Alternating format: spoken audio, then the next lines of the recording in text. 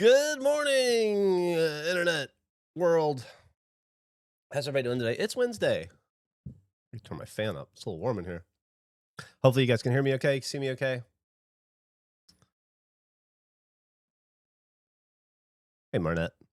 I saw earlier you were saying in the chat that basketball is your favorite and that it's the sport you love the most and you care the most about. And you specifically were hoping we'd play more basketball today. So, in honor of Marnette, in honor of the Marnette05, we're going to play basketball today for him, because of him. Certainly only because of him.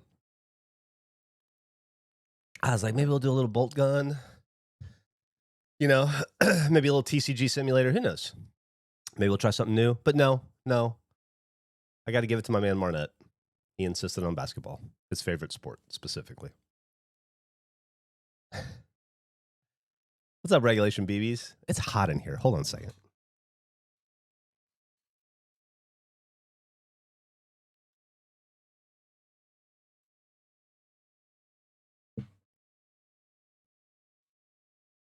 Every time I get up or down from my computer, I think I'm going to kick my computer off. About to drive down to Cincinnati from Detroit. What was that, like a 3-hour drive? 4-hour drive? Good morning, Regulation listeners and comment leaders. What's up, sneaky devil? Man, I got to replace the flange in my first floor power room today. You should probably get on that, yeah. I want coffee, and there's no coffee shops within 20 minutes of me. Where are you at, Valiant? Thank you, Andy, for the sub. Love you, appreciate you. You're my favorite. Nice work pants. These are my jams. Anytime you guys see me streaming in the morning, I'm coming from brushing my teeth and making coffee. I'm wearing pajamas and yesterday's t-shirt every time. Currently putting together some IKEA bookshelves. Hell yeah. I might be in your boat soon. Carrollton, Virginia. All the coffee shops are in Hampton or fucking Suffolk. I've never been, I don't think.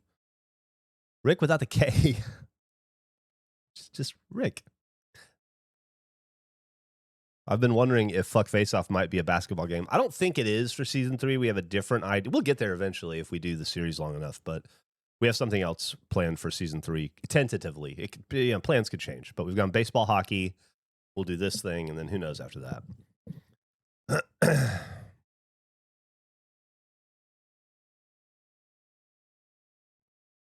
The pre-shower fit. Yeah. And then I take a shower, and then I go do whatever.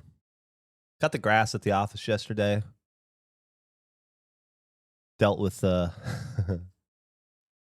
rat stuff. I don't know if I have one of those stories that I don't know if it's too gross for the podcast or not, so we'll find out. I run it by the one or two of the other guys before I present it. Greeky Floorboard, thank you for gifting that sub to Human Guy People, man. I know they appreciate the shit out of it. You're going to be such a regulation dad. Hell yeah, Human Guy People, man. That's awesome. Someone named Human Guy People, man, sounds like the most regulation dad, if I'm being honest with you.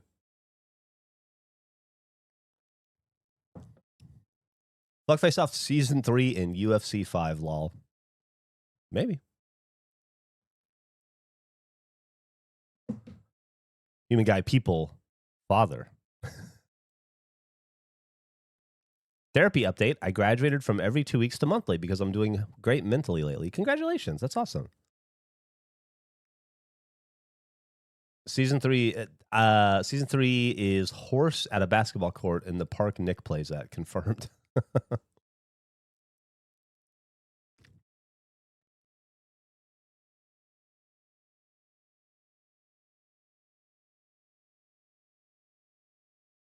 Gavin probably has to fix his own lawn first.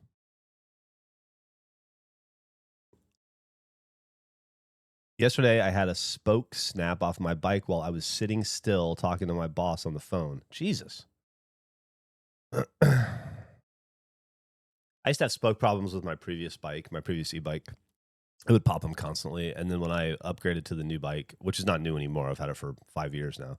I haven't had a and I had a broken spoke since. So it's interesting listening to the podcast now that I watch your streams. I feel like I have a peek behind the curtain when Geoff spoke about ruining his life, lol.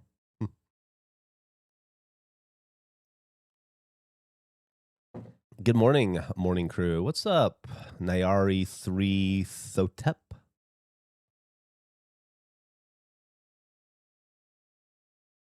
That's why I moved to Spokane. I'll move to Memphis. That's why I moved to Memphis.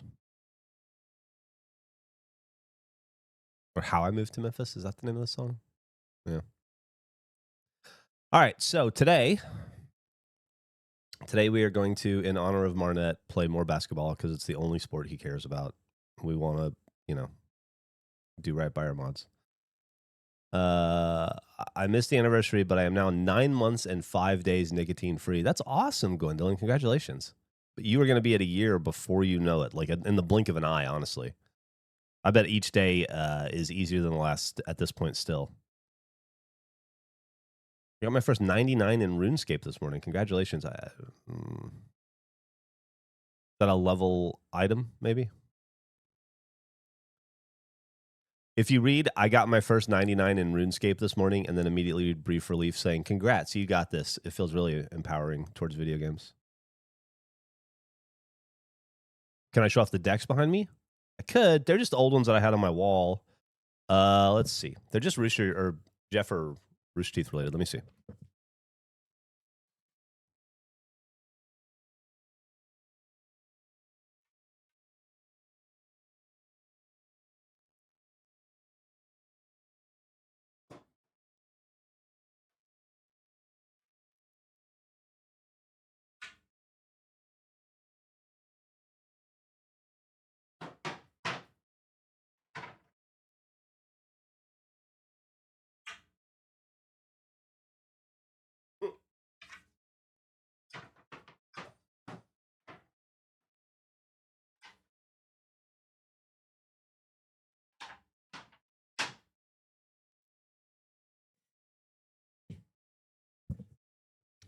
They're just the skateboards I had hung above y'all never saw them, but they were hanging above my door into the room. But I took them down.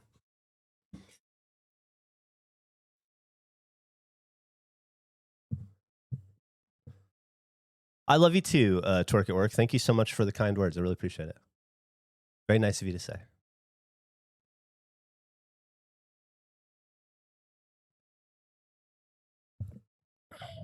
Thank you. I don't know if that's all the skateboards I made or not, but it's most of them for sure. Thank you, Santa. Thank you, Mind Freak. Anything new you guys want to talk about before we dive into video games? Not that I'm not excited to dive into video games, mind you. It took a lot of self-control not to knock a couple games out last night. But somehow we persevered.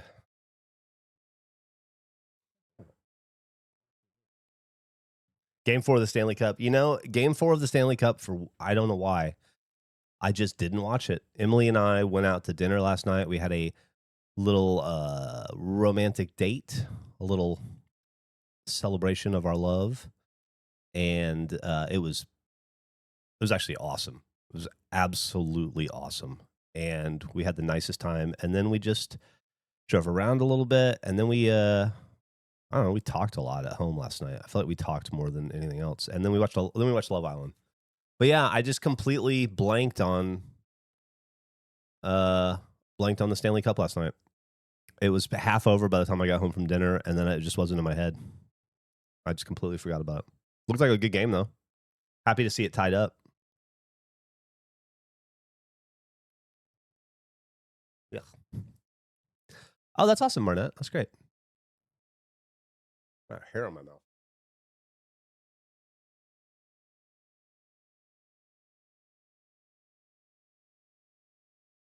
I'm sure that's gonna get clipped. Which one of the regulation guys is the best ice skater? Probably Andrew, I would imagine. Not me. He's Canadian. It's in his DNA probably. I'm probably the worst ice skater, I would think. Not with those ankles. Well, you know, depending on ankle integrity, I would imagine Andrew would be the most gifted natural ice skater.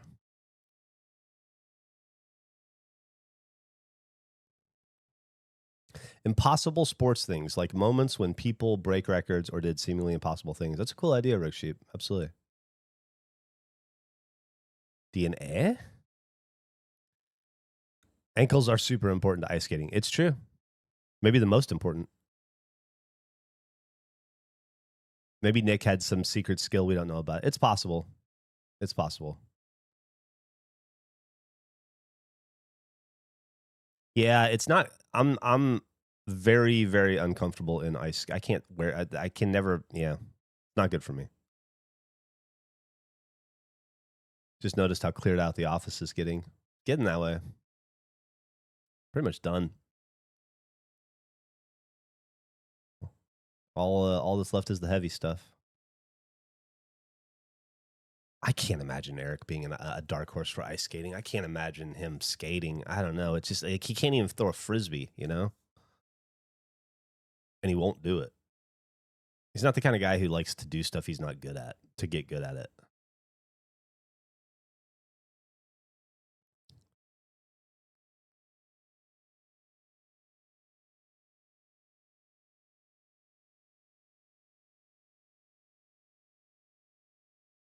Every time I move, I swear I'll pay movers next time, but I never do. Thank you for the sub, freelance. Yeah. Every time I move, I hire movers, and it's still a tremendous amount of work just getting ready for the movers. You know, movers are worth the money though, if you can afford it. Shit gets heavier and heavier and heavier the older you get. I played hockey all through high school. Fucking hell. Sorry, I got that. Yeah. Says Veggie Burger. And impressed the pants off my in-laws with how good I could skate backwards. Oh, that's awesome. That's a cool skill to pull out with your new in-laws. I honestly, my father-in-law is a huge hockey fan. He's the one that got me into hockey, and if I could impress him by skating backwards, I'd do it in a heartbeat. But I should never be on skates in front of him. It would have the opposite effect. What are your thoughts going into the Fuck Face Off finale? Personally, I think as us comment leavers have got it in the bag. I think I'll win, but karmically, it makes more sense for me to lose and have to do the punishment. So we'll see. You can secretly get good at ice skating. That's true. There's ice skating everywhere in Detroit. Thank you for the sub, Santa. Really appreciate that. That's fucking awesome of you. Moving yourself sucks dick and balls. Yeah. I used my entire work crew last time.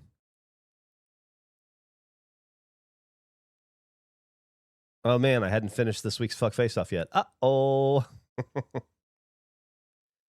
Well, on June 15th, you can watch the finale live at 8 p.m. Central Time on the Regulation Twitch channel. My local mall is officially dead. Hot Topic has left my town. You know, even the mall that's back in Austin, I'm noticing the inner stores are still great. It still feels very back when you're in there, but the tent poles leaving. I think we're gonna have to re-envision what it means to be a mall and what tent poles are for malls, because you lose a Dillard's or whatever, and or a Macy's, and there's just nothing to replace it with. You know, there's not a Sears coming in behind it or a J.C. Penney coming in behind it that's looking to expand, or Nordstrom. I mean, those places exist, but they're already also in the mall. You know, the one off Mopac, yeah, Barton Creek Mall. Just depends on when you go. It's awesome as fuck most of the time. When is best to open a new box of cards? When you get home or when you have a day with no work? Oh, you typically in the car, in the parking lot of the Walmart or wherever you bought them from. We call those car rips. Only like four or five of those stores exist anymore. That's what I'm saying. It's like, I remember Mervin's being one of those stores. Yeah, and Dillard's and J.C. Penney and Sears and Montgomery Ward and Gafers in Alabama, and there's a million different Bloomingdale's, Macy's, Nordstrom. There's a million different kinds of those stores, department stores, but Lord and Taylor, sure.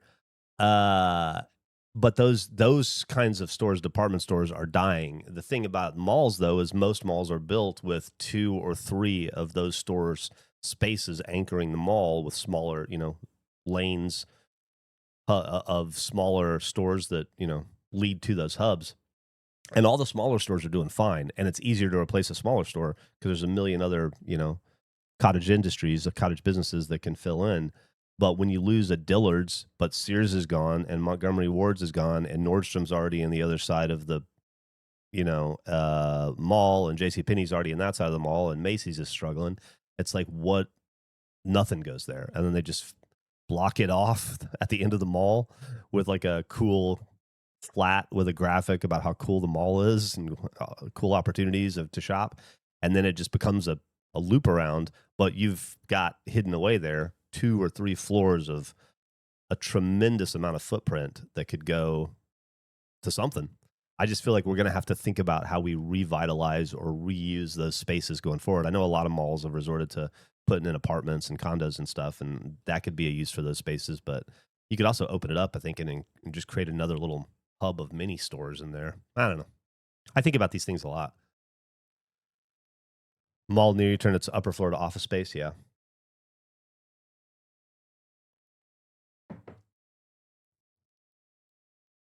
Drew says we have malls here that won't lower their rent enough for a store to get into the space, but they're just sitting empty. I know some small business owners who'd love to be in there, but they won't lower the price enough to be viable as an option. It's frustrating because I'd hella go to a mall of local businesses. That doesn't fix the giant hole for a department store there. No, I agree completely, Drew. That sucks to hear too.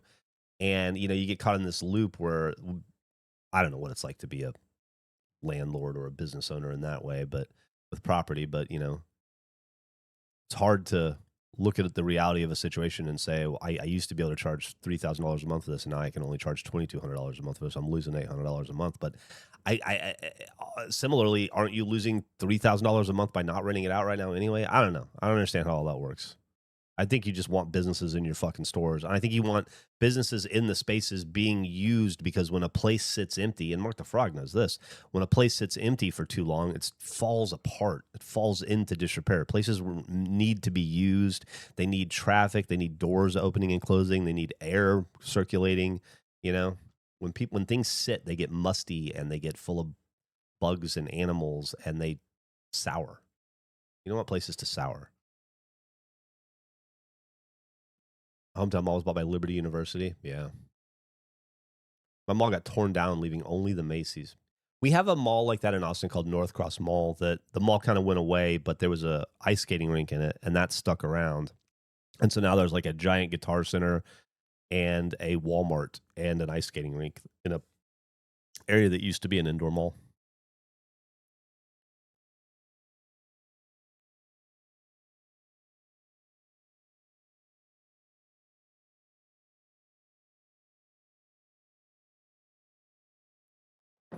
There's a mall near me that's like that too. There's like 3 stores in this one and then 30 empty storefronts. Yeah. Have you been to the South Austin Guitar Center? No, but I'm not a guitar guy, so I wouldn't have a need to go there. My mall is just empty now. Rip Lakeside Mall. Yeah. We have a mall in Austin called Lakeline Mall. Similar. Secret Mall apartment. I saw it. I wouldn't say I saw it. I watched the first like 25 minutes of it and I turned it off. I was way more excited for it than I enjoyed it. I thought it was a little boring.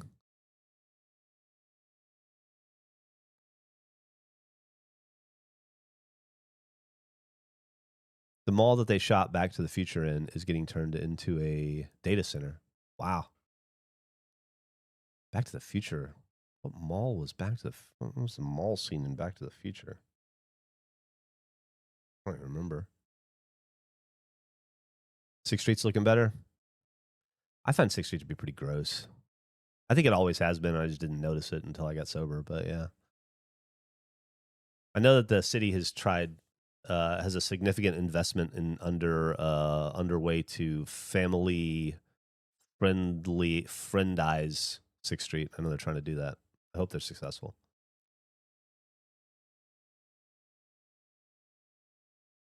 6th Street is hella mid. I still like East 6 quite a bit, but West 6 I could do without, and Dirty 6 I could do without. West 6 is whatever. There's a lot of different 6th Streets also can mean many different things. You got East 6, Dirty 6, and West 6. And then, past Mopac, that's a whole other thing over there. We had a small mall that actually stopped people from just walking around. That's a shame. I still like to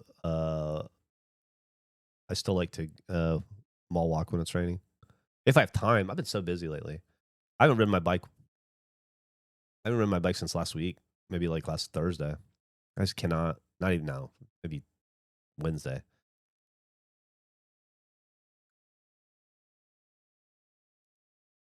One of the major malls near me is suffering because of increasing crime. Yeah. Crazy here in Baltimore. Yeah, it sucks. I'm a big mall proponent, and I love to talk about the mall being back, but I don't know that ultimately malls will survive. I don't know. I wish I was more prescient about these things. But I'm not. Visited Austin for the first time last year and entertained my friends by my knowledge of random restaurants. That's great. I haven't either, Razans. Send the Spurs and Knicks game tonight to see who's going to win. You're supposed to do those like 10,000 times to get a consensus. I would do it if I liked those teams. I'm already going to be forced to watch that game in the real world. I don't want to have to watch it in digital form as well. It was so nice to see spaces with so many local businesses. U.S. is obsessed with everything being large and luxury. The U.S. is obsessed with everything being large and corporatized, I think is what the problem is there. And corporatization isn't necessarily the most conducive to nature or small or cottage or boutique or bespoke. The mall near me in New Zealand is also getting sadly empty. Farmers markets and flea markets are my favorite things. Hell yeah, Insane Dad. I think there's a farmers market at Barton Creek Mall on the weekends. I drove by it once. Emily and I were talking about that the other day about getting back into farmers markets, and I think Boggy Creek is the good farmers market in Austin. I think that's supposedly the best one. The fuck does Nick want? Okay.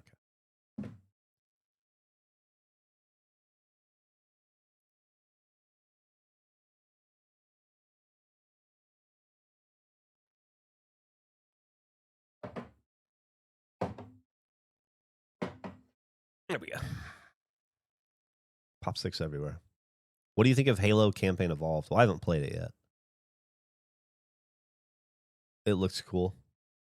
All Halo looks cool to me. I'm a fan of all things Halo. Speaking of Halo, should we play NBA 2K26 for Marnet?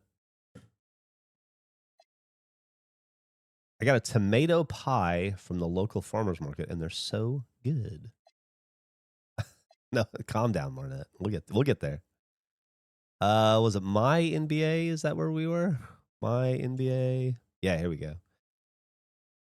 All right, so where we left off yesterday, for those of you who weren't here, we did a fantasy draft. We're doing a GM mode, My NBA GM mode, where I am the general manager of the Boston Celtics. Obviously, that's why I'm wearing the shirt.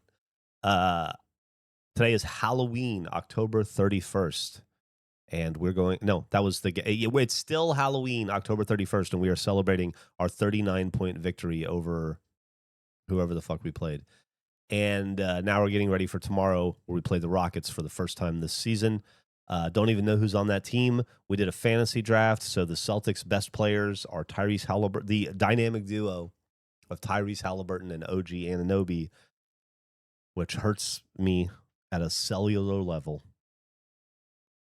to not have Jason Tatum and Jaylen Brown and to have replaced them. Not with Luka, not with Wemby, not with Shea, not with Joker, not with Giannis, but with Hallie and OG, two great players, but man, so we're going to do our best. We do still have some returning Celtics on the team that we were able to get through the draft. Peyton Pritchard, Derek White, returning to the Celtics, Robert Williams, and still on the Celtics, Sam Hauser. So that's good. There's still some DNA there. We still got Joe Maz as our head coach. We are 3-3. We're figuring it out. We got off to a rough start. New GM, new team. We're figuring it out. But we're on a 2-game win streak, and we want to continue that into Houston. In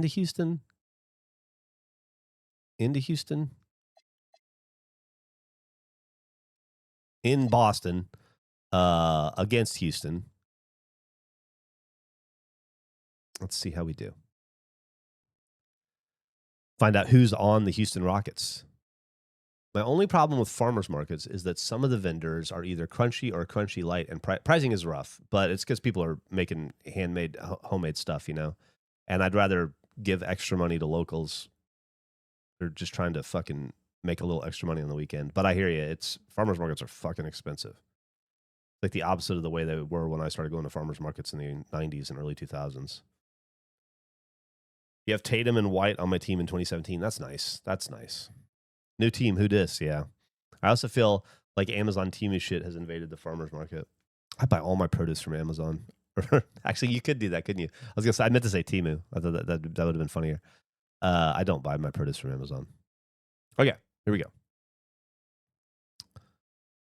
We're gonna the way we've been doing this is we will sim through the first half of the game, and then we'll figure out when to jump in third or fourth quarter territory, just depending on how. Oh, we can go faster. All right, slow down. Oh, we can go fast? I didn't know I could control this yesterday. All right, we're up by 20. All right, hold on. Stop simulation. Let's jump in. Oh, it's over. Fuck. No, it's not over. Let's jump in. Now that we're up by 40. All right. Love and life. Let's go ahead and see how this plays out. They might come back. We don't know. All right, Steven Adams inbounds it to OG Anunoby. This is the weirdest Celtics team ever. Number 0, Celtics All-Star, Tyrese Halliburton. Not to be confused with previous number 0, Jason Tatum. Passes it to DeAndre Hunter, who drops the dime on Steven Adams for the little left-handed finger roll from behind under the rim. It's the Steven Adams effect. Apparently he was the linchpin of the Rockets last year, which is why they weren't able to succeed. Ultimately without him and Fred VanVleet. Celtics undeterred. Look at Anunoby. All right. Like to see that. More of a defensive specialist, but he's got some skills there. I started watching Resident Evil 7 playthrough with my wife that you did. She's on a real kick lately of watching your horror playthroughs. Oh, that's cool. I hope you guys are enjoying it. Did I do a full playthrough of that whole game? I don't even remember. Or did I just do one video? Probably just one video, huh? Hey, it's Mark the Frog. Lillard against Halliburton. Yeah, they're going to come back because I'm watching. I have terrible luck when it comes to perceiving and seeing my team in action. Steven Adams, who has not been playing, but due to injuries, finding himself in the game. I guess also because we're up by by a 50-cent piece, pretty much. Giving him some run. All right, let's see who is on the Houston Rockets in our world, because I wasn't even paying attention. Jalen Wells is injured. That's good to know. Who do we have there? I say Damian Lillard is a Rocket. Defensively, they've got to get more bodies in the paint. That's 3 straight field goals from below the free throw line. Is that Russell Westbrook fighting through there? Yeah, Russell Westbrook. So Lillard and Westbrook are the backcourt of this team. That's interesting. And then I can't tell who. Now here's White, hounded by Westbrook. 3-pointer, Halliburton. Fucking nailed that shit. That was beautiful. Thank you, Hallie. 42 for Halliburton. There's Draymond Green and Ace Bailey. And then who's number 28 there? Alperen Sengun. Oh, that's interesting. He is actually a Rocket, so Sengun is on his correct team. Nice shot. Bailey's got 5 points now this quarter. For him, it's been a tale of two. All right, hold on. I got to look at this. Half of the fun for this to me is seeing how the other teams played out. So Westbrook, Sengun, Bryce Sensabaugh, Ace Bailey. Sensabaugh and Bailey is a good little young core. Damian Lillard, Matisse Thybulle, Sion James is also pretty good. Then old-ass Draymond Green, Gershon Yabusele. They call him the Dancing Bear. Dalton Connect. Interesting. Are you a UFC fan, and are you going to watch the fights this weekend? You know what, Sean? That's a great question. I have been a UFC fan for the last, 5 years. I've really enjoyed the UFC. There's a lot of it I don't enjoy. A lot of the politics of the fighters and around that scene bug the shit out of me. And I was so bummed by this, not to get political, but this fucking cartoon spectacle that's about to happen on the White House that we canceled our Paramount Plus subscription, and I'm gonna take a break from the UFC for a while. I think I gotta walk away for a while. Outside Hunter. Spend that time watching a different sport. They set the pick. Thank you for the sub, T-Rad, T800 Rad. I was just listening to this week's regulation pod, paused it for a few minutes, came back, and forgot I had it on full volume. I think all my Herbert's... What? I can't talk today. I think all my neighbors just heard squirter or murder really loud. Thanks for that, Geoff. Hey, man, no problem. That's what I'm here for. Tune-up 5. I mean, what's Yeah. so impressive is they never I made it wavered regulation in their tune-up 5, approach. though. They just kept Oh. at it and showed they were without a I doubt see. the better team. And Hold they on a pick second. up their 4th win of the year. Every victory so sweet in the association. And with this one all but in the record books, they set the tone in the first of what will be only 2 meetings between these teams. Mouse And of battle all keeps the dying. highlights and Okay. performances We'll we've do it later. seen here tonight. Don't let me forget I One didn't make it thing tune-up that 5 stands out thread. is what Thumb. an unbelievable night it's been for Tyrese Halliburton. Well, he was the reliable option for them. on just Anyway, about so, every possession. So yeah, we dependable, canceled our Paramount Plus, always and making the right decision. I was gonna do that anyway over some of the other stuff, Picked up a basketball but to it go. was like the final straw. I just figured it was just for the best. Adams against Şengün. Adams, the pass to White. I don't like. Halliburton I do enjoy three. UFC, but I don't like it that Again much. from distance. Any hard out today? Scrambling. Even when they've got 2 guys on him, he finds a No, way I don't think so. to get to space. I gotta go to the post office at some point. I gotta do some work at the office, but no, I think we're here for a while. Man, we're really finding our groove as a team. I feel like 7 games into the season, at least more so than what is on paper a pretty good looking team. I mean, you got rookies of Koulibaly and Ace Bailey on a team that's then bordered by Westbrook is, will be a great bench addition, but Lillard and Sengun and Draymond Green, man. I mean, Lillard and Green are older, but you figure healthy, they're still contributors. Small spoiler for the pod. Yes, I was in fact stressed by the lack of knowledge about air conditioning and freezers, chillers, and almost wrote an essay on the Patreon comments. That's funny, Mark.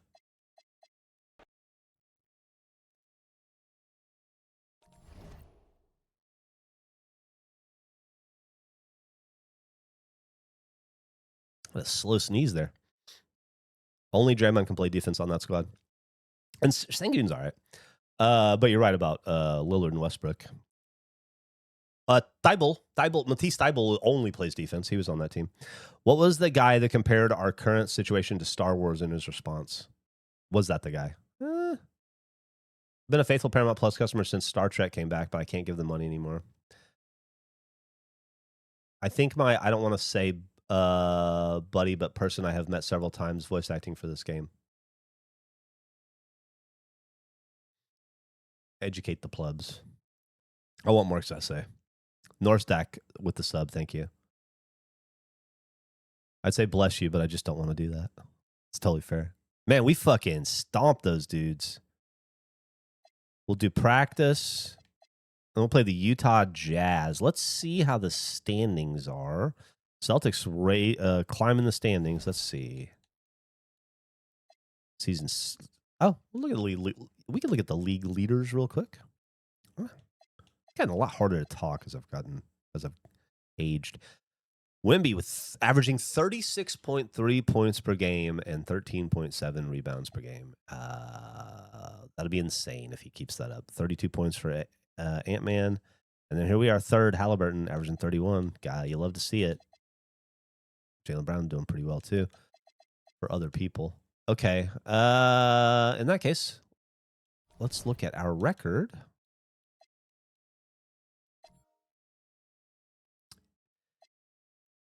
Oh, wait. How did I? Yeah, here we go. I don't want to do that. I want to do conference. Okay. So, Western Conference I want to look at first. Golden State's still 6-1. Pelicans are 4-1. One of those four is us. Over in the East, though, where we live, Celtics have climbed up to 6th place. We are only one game out of first place, though. Orlando Magic continue to dominate. Knicks not far behind. All right, let's get to the calendar and get to our next test. It's going to be the Utah Jazz. Oh, we got a trade offer. Celtics receive power forward P. Williams and the 29 first-round pick swap worst, and the Blazers receive Peyton Pritchard. No, that's fucking ridiculous. Boston Celtics have an injury to manage. Paul Reed is fully healed. Oh, all right. Well, let's throw him back in. We'll go slow. Normal. Whoa, normal, slow. We'll go fast. These trade offers are awful. Unbelievably bad. It's like Danny Ainge's offer in every trade. Mark the Frog says ammonia was used as a residential refrigerant for decades and is still used in heavy industrial chillers and cooling towers. There you go. There's your fact of the day from Mark the Frog. That's your frog fact. Have you learned your frog fact yet today? It's about ammonia.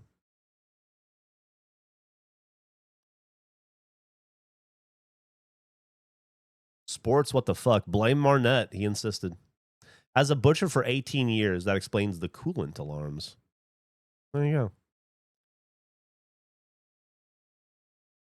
If they're sending dumb trades, you should send dumb trades out. Yeah, you know what? You're absolutely right about that, Big Kaput, but a lot of my guys aren't eligible for trade yet, and I want to ride with the team for a little bit just to get a sense of who's working for us, because I would have considered DeAndre Hunter to be my prime trade piece, honestly, and one of the bigs, and then all of the bigs have been indecipherable amongst themselves, and DeAndre Hunter has been our second best scorer for most of the season, so I'm glad I didn't get rid of him. Fuck, we subbed the whole game. We didn't even watch. It's hard to be a GM. It's hard to be a GM. Let's look at the box score. Let's see this other team. Wait. Okay. So, Jaden Hardy, I guess. Tyus Jones. Rashid Fleming. Riza Shea, Dario Saric. I cannot go. Oh, I think my controller's dead. That's why. Let's see. I want to see who's on the teams. Josh Giddey, Brandon Clark, Chris Bryant, or Carter Bryant, Zach Edey, Agbaji. Is that how you say his name? Agbaji, I think. Let's see. Oche Agbaji, sorry. Ryan Nimhard, who's Andrew Nimhard's brother, I believe. I don't know who that is. Oh, Musa Cisse. Okay. Interesting. Not a great team. I'm gonna guess that the Jazz picked pretty late in the first round. Based on that. Wait, can I see my team though? Where's the box score? There we go. I didn't bother looking at my team. Okay. Hallie had 38 points, 5 rebounds, 9 assists. Still haven't had a triple-double on our team yet this year. OG Anunoby with 16, 9, and 2. Steven Adams with a big 16, 10. Appreciate that. DeAndre Hunter, yet again. 14-4-1. Where's Pritchard? Okay. Pritchard, 1 for 4 from 3 tonight. That's rough. Hauser, about right. 3 for 6. Okay.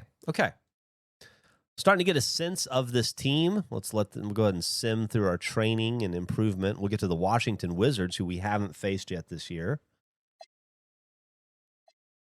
Let's see what we're up against. We'll come in the third quarter. What do you say? Or fourth quarter. Beginning of the fourth quarter. 24-hour Le Mans. Oh, that's cool. I'll probably watch F1 this weekend for sure, if it's on. Spain, right? Yeah. It'll be basketball. It'll be hockey.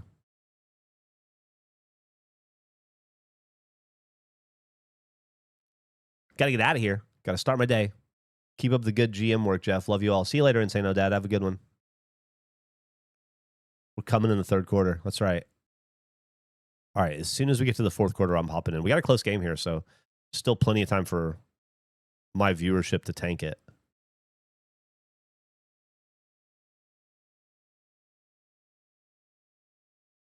Now, okay. Now that we're up 21, I feel good coming in. And we've got our two.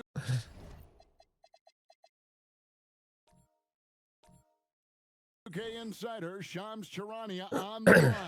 Shams, what's the story? Well, guys, we got a lot of season left. Who knows what's going to happen? But I got to say, I'm feeling much better about our Boston Celtics 8 games in than I was 2 or 3. This is Something to keep an eye on, no doubt. This is really starting to feel like a team here, maybe. Beautiful pass there to Anunoby. I didn't see who made it. Might have been Mitchell Robinson. Oh, it was DeAndre Hunter. Sorry. I briefly worked for a sandwich chain a few years back, and the asshole manager kid liked to tell new hires to take a nice big whiff of smelling salts. And dickhead.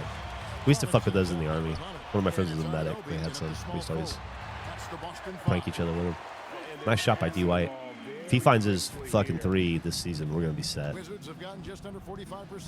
you ever want a fun road game to play, every chemical truck you pass, you can look up the hazard placard, and it will tell you how dangerous the chemical is. That's terrifying, Atomic Button. I love it. Sounds like a great idea. Isaiah Hartenstein, CJ McCollum. Wow, CJ McCollum just got off the Wizards, and here he is on the team again.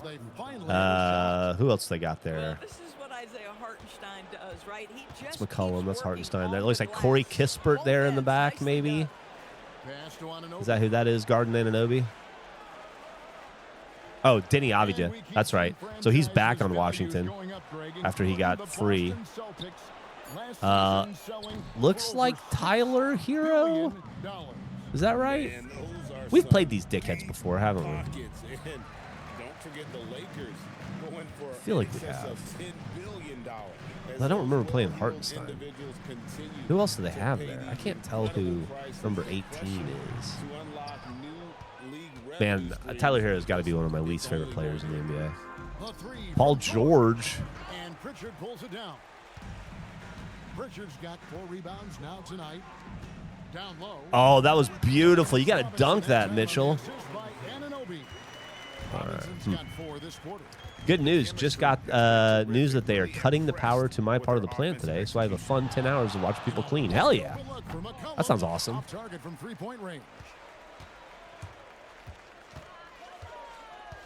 I must be doing a really good job as a GM. I don't really feel like I'm doing anything other than hitting A on occasion. Derek White, once again, finding his range. It was a rough, real world season for his shooting. So hopefully the game can help trigger a resurgence for digital and tangible. Derek White, the Buffalo. Out to the right wing. Pritchard passes to Robinson. Called him Buffalo because he played for Colorado. Outside White shoots over Hero. Missed that one. It's White missing. You're not going to see that very often. Plenty of space, but he just same, Geoff. Smelling salts were in our med kits in the aircraft, and we would fuck with. Yeah. Absolutely. Log truck could be another name for a poop truck if you think about it. It's Just true. 5 to shoot. The three from Check got McCollum. outplayed by Wimby That so shot bad. is And in, Wimby just was in his like head others from the have been fucking for him. get-go. He's shooting 7 I've for never seen 15. anything like it. Yeah, Guess who didn't get the notification? This guy. What's up, Beeford? That or just pour salt on your arm and then push the cube into it. I don't know what you guys are talking about. And you think about the balance of power between the Keep missing shots like that and you will be on the trade block. In the last 26 years, If only Yzerman was doing this good of a job for the Red Wings. Yeah, he's running Larkin off, man. This is the Yzer plan. And then the 2024 Boston Celtics. So for those arguing for top 16 seeding in the playoffs, this might be your go-to stat. now here is Robinson, and that one's good. Hunter's got 10 points. Dude, we are having no trouble Heavy with the incoming East from beyond the arc, a key part in of their November initiative in this game. entire fourth quarter. It What are you feels gonna do, like Paul they George? have What are you worked gonna their do? perimeter game to perfection. Pass it out to Swinging the Hero, ball, who's going to pass it out to cashing the in from the only outside. real What a shooter you have on your team. George, no good. I'm not That's sure probably he not fair to expected Paul be George. that wide Or open Tyler and Hero, somehow honestly. comes Or away CJ empty. McCollum. Yes, and with this one winding down, it's obvious to everyone who watched it. Just a total mismatch and a true show of strength. All right, that's 2 in a row It you've was missed, a bud. standout performance across the board. I mean, it Cranking was up the like trade watching machine. A cat play with a mouse. They were able to do more or less whatever. A few they kids I wanted. knew graduated to getting the metal part of a lighter hot and sticking it on their skin. What the fuck are you guys talking about? This win gives them a nice confidence boost against this team. They'll face them twice more this season. And you know, looking back at all the contributions tonight, it was a really phenomenal all-around. You're just game burning from yourselves Derek for White. fun as kids? What a groove for him this evening. Just stand aside and let the man work. Here's White. Lenny Avdia Hmm. making his last shot. Just threw it away. Just threw it away. To the paint. 3 seconds separate the shot. Nice. Still playing D with 20 seconds left. You'd love to see it from Hunter. So White He's trying not to get traded right now. He's heard the rumors mid-game. Can't do it on offense. You got to do it on defense. Injury report in the 4th. Lowry Markkanen from Memphis is doubtful. And so it's Boston easily grabbing this one. Celtics with another blowout victory. Most exciting Interesting how many, there's 30 teams in the NBA, and there's 15 players per team, for a total of 450 players. And it's interesting how many players are ending up on teams that they were on. Like Derek White was a Celtic. Peyton Pritchard, Sam Hauser were Celtics. Danny Avdija is a Portland Trailblazer, but he was a Wizard. They drafted him. CJ McCollum just became a Atlanta Hawk, but he was a Wizard. Hope you enjoyed our broadcast. I guess that's bound to happen. It's weird. The older I get, the more I like hot dogs. Man, can I tell you, we were here's a amusing story. We were on the cruise with my mom and my aunt. It was my mom, my aunt, Emily, and I. So us, and then my mom's 70 and my aunt's like 72, and most of the people on the cruise are older. And if you've never been on a cruise before, there's like tend to be like 5 restaurants maybe. 1 or 2 of them will be like a buffet all day, all night kind of thing. So you can just go in for free, go ham on some ham, and then go back to your room. But there are a few that require reservations or you'll have to wait to get into. They're like more proper dining experiences. And a lot of times, because they're cycling so many people through, they'll have like big tables and then they'll seat parties together. And they'll be like, would you mind? We can seat you right now if you don't mind sitting with another couple. And you're like, yeah, of course, fuck it. And then you end up having to strike up a conversation with strangers and it's always awkward and I hate it. We were talking to this guy. His name was Wally and his wife's name was Karen. Wally and Karen. And they were from the Midwest.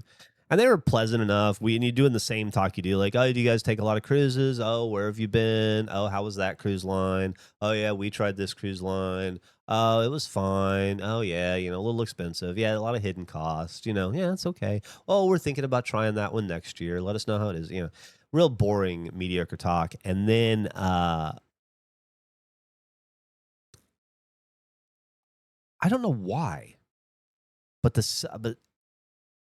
for some reason, hot dog came up. The word hot dog came up. And I saw that guy Wally's eyes light up. And he's retired. He's older. And I just asked him, I was like, how many hot dogs do you think you eat in a year? And he fucking turned into a different human being. The second I started talking about hot dogs, he lit up and got so animated and excited. And then he talked to me about hot dogs for the next 20 minutes until our meal was over and left. And he never stopped. That dude eats hot dogs every day. He has different hot dogs in Chicago that he likes. If I'm in Chicago, he told me where to go. And like, they were from Wisconsin, I think. Told me about Wisconsin hot dogs. And it was like I unlocked the key to turn that guy's personality on. And then I just sat back and watched him be passionate about hot dogs for 20 minutes. And it reminds you, people really love hot dogs. They really do.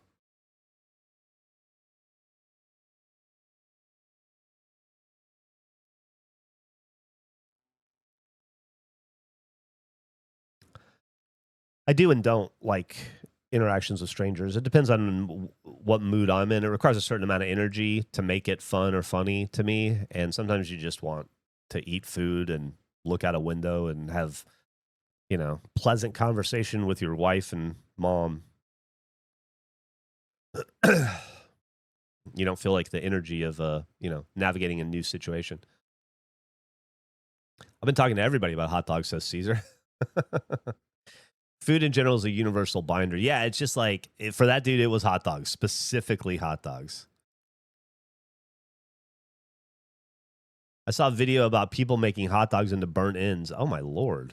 How was that, Slurpicus? That sounds like porn almost. Woo. Shout out to Wisconsin. I live there. Hell yeah. Jeebus. You might know Wally and Karen.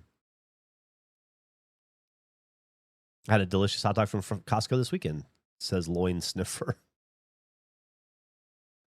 Would you say hot dogs are my top 10 favorite sandwiches? I don't think a hot dog's a sandwich, but I'm also not looking to have that dumb debate. So, yeah, I would say hot dogs are my top 10 favorite breaded, meated things. Do you end up doing anything podcast-wise with Bobby Lee? Never did. Never did.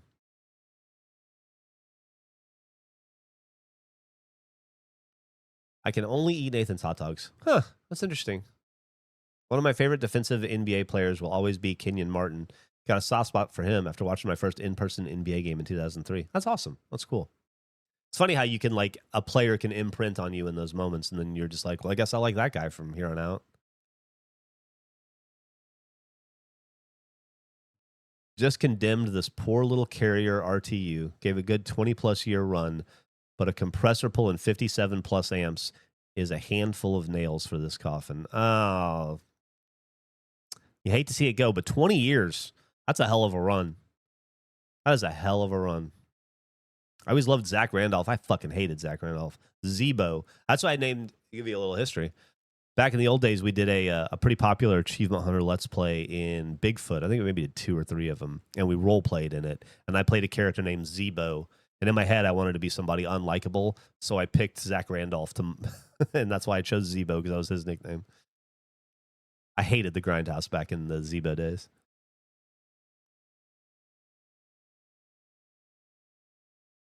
Yeah, that was me channeling a Memphis Grizzly player who I didn't like in those.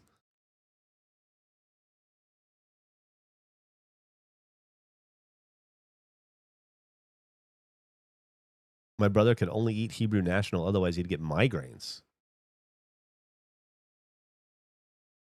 Zebo's such a nice guy off the court. I'm sure he is. He was a nice guy on the court if you're a Grizzlies fan.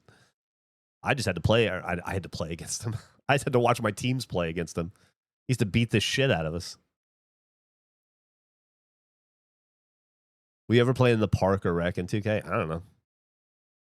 Who can say? I have a unit that's 20 years old, says Norstack, and my second is 30 plus. Man. 30 years old, you're getting into longest living cat of all time territory with that. Cleaning up limbs sucks. I agree with you, Braxton, man. It does suck. Oh, shit. We got the Orlando Magic ahead of us back to back. Am I crazy, or are they in first place? Oh, and we're in second.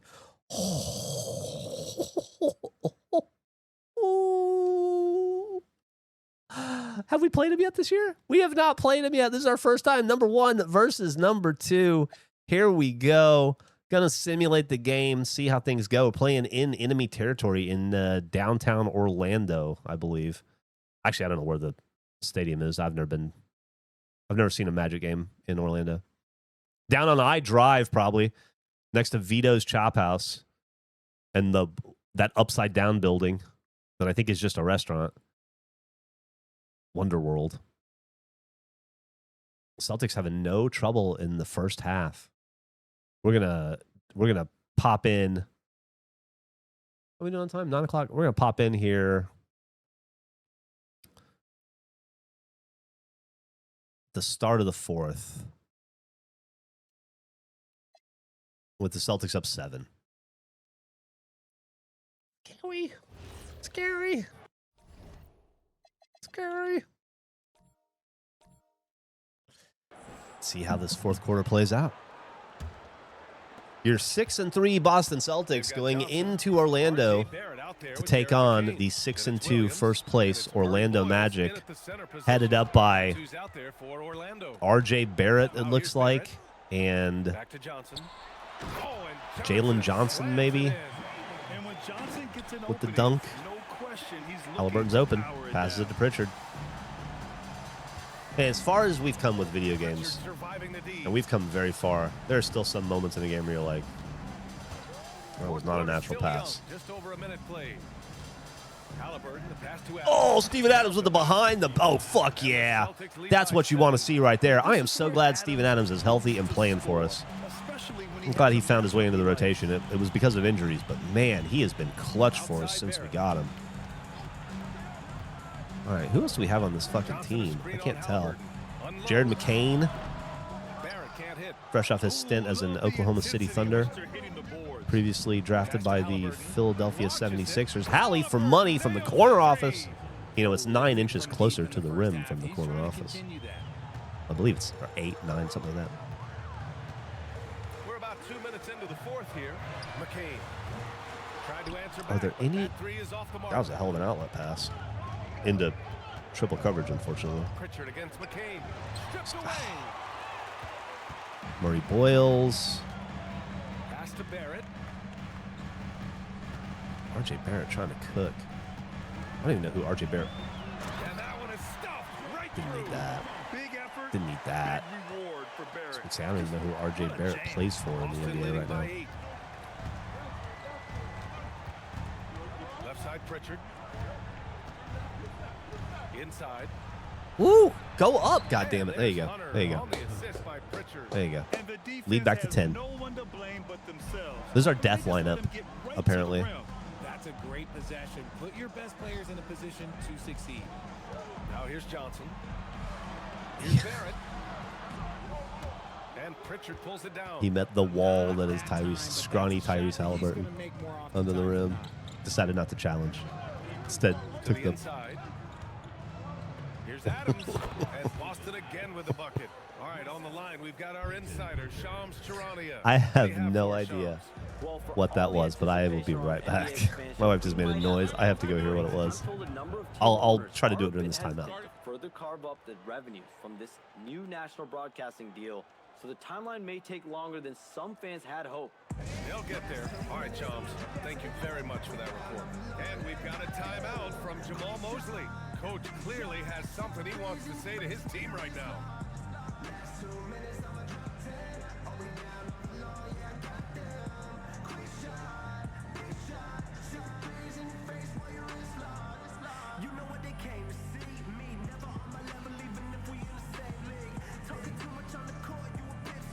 Oh, shit.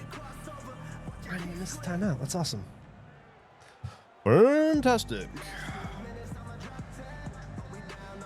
You better be fucking... Oh, hold on a second. I gotta look at this. Oh, my God. Thank God for this perfectly timed timeout. All right.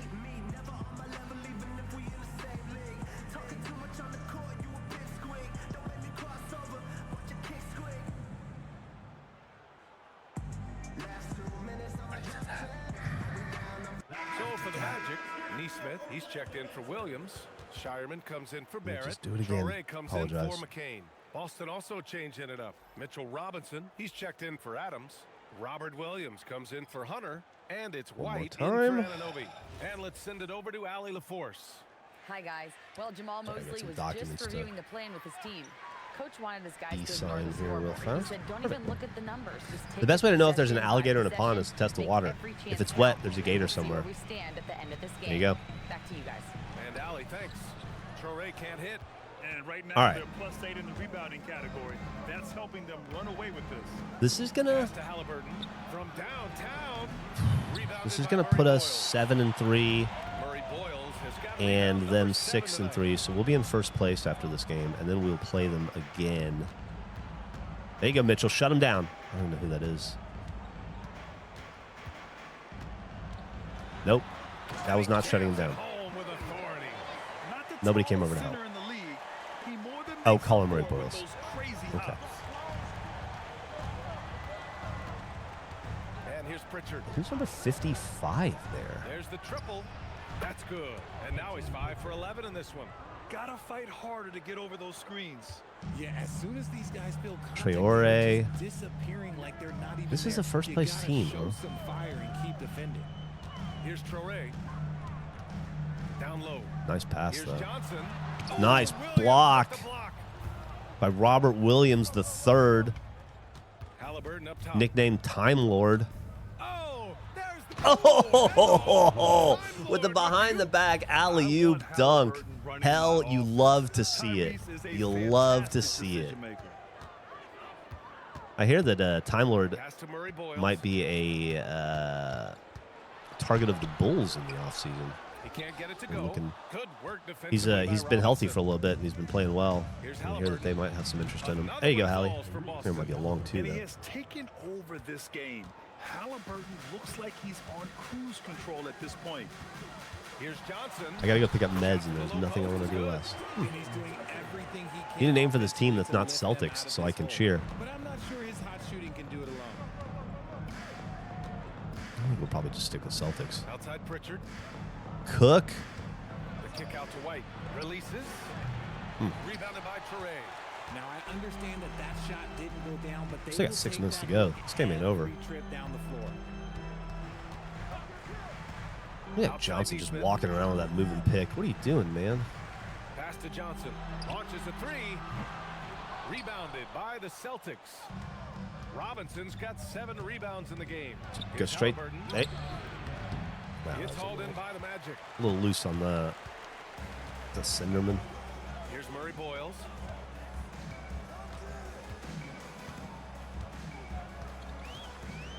So Cinderman, Colin Murray Boyles, Traore, Williams grabs the board. fucking Williams Jalen got 7 Johnson. rebounds in the game. Here's Halliburton. And he That's converts the beautiful. layup. Is somehow a first place, Halliburton's a got number 1 7 team. points here in the quarter. You want to know why they're winning? It's because of his play offensively. You see yourself getting invested in the Lions this year? I'm invested every year. I will say that I have been Murray Boyles can't a get it to little go. less interested in football in general since I got into hockey. Like, you only have, Good. Magic I don't trail know, by 17. so much of your brain is available to vote to fandom of things. And White with the so steal. I guess, like, to get into hockey, I had to get out of something a little bit, and that was probably college football more than anything. Also, in a you know, I just lived through the Saban era, and I don't know, it's gonna be a while before things are that sweet for Alabama again. You know, nice shot by Derek White there. And so, is that RJ Barrett? That's right. And so, I will still watch football. I'll still watch Alabama. I'll still watch Detroit. Obviously, last year last year huge disappointment for the Lions, and so I'm interested to see how they respond to that and recover from last year. And so I'll be watching. I'll watch every game, but I probably won't be as enthusiastic about my fandom, just because I'm pretty heavily invested in basketball and hockey these days. Always basketball, and then it'll be baseball as soon as basketball's over. Although I'm currently feuding. I'm in a one-way feud with Major League Baseball, where I'm feuding with them and they have no fucking clue or don't care. But I'm just sick of it being difficult to watch games and then not being easy to pay to watch games, or as easy to pay to watch games as it was last year. And so I've really ignored baseball as well. Boston leading by 18. And Joe Mazzulla has called timeout, looking to get everyone dialed in and engaged.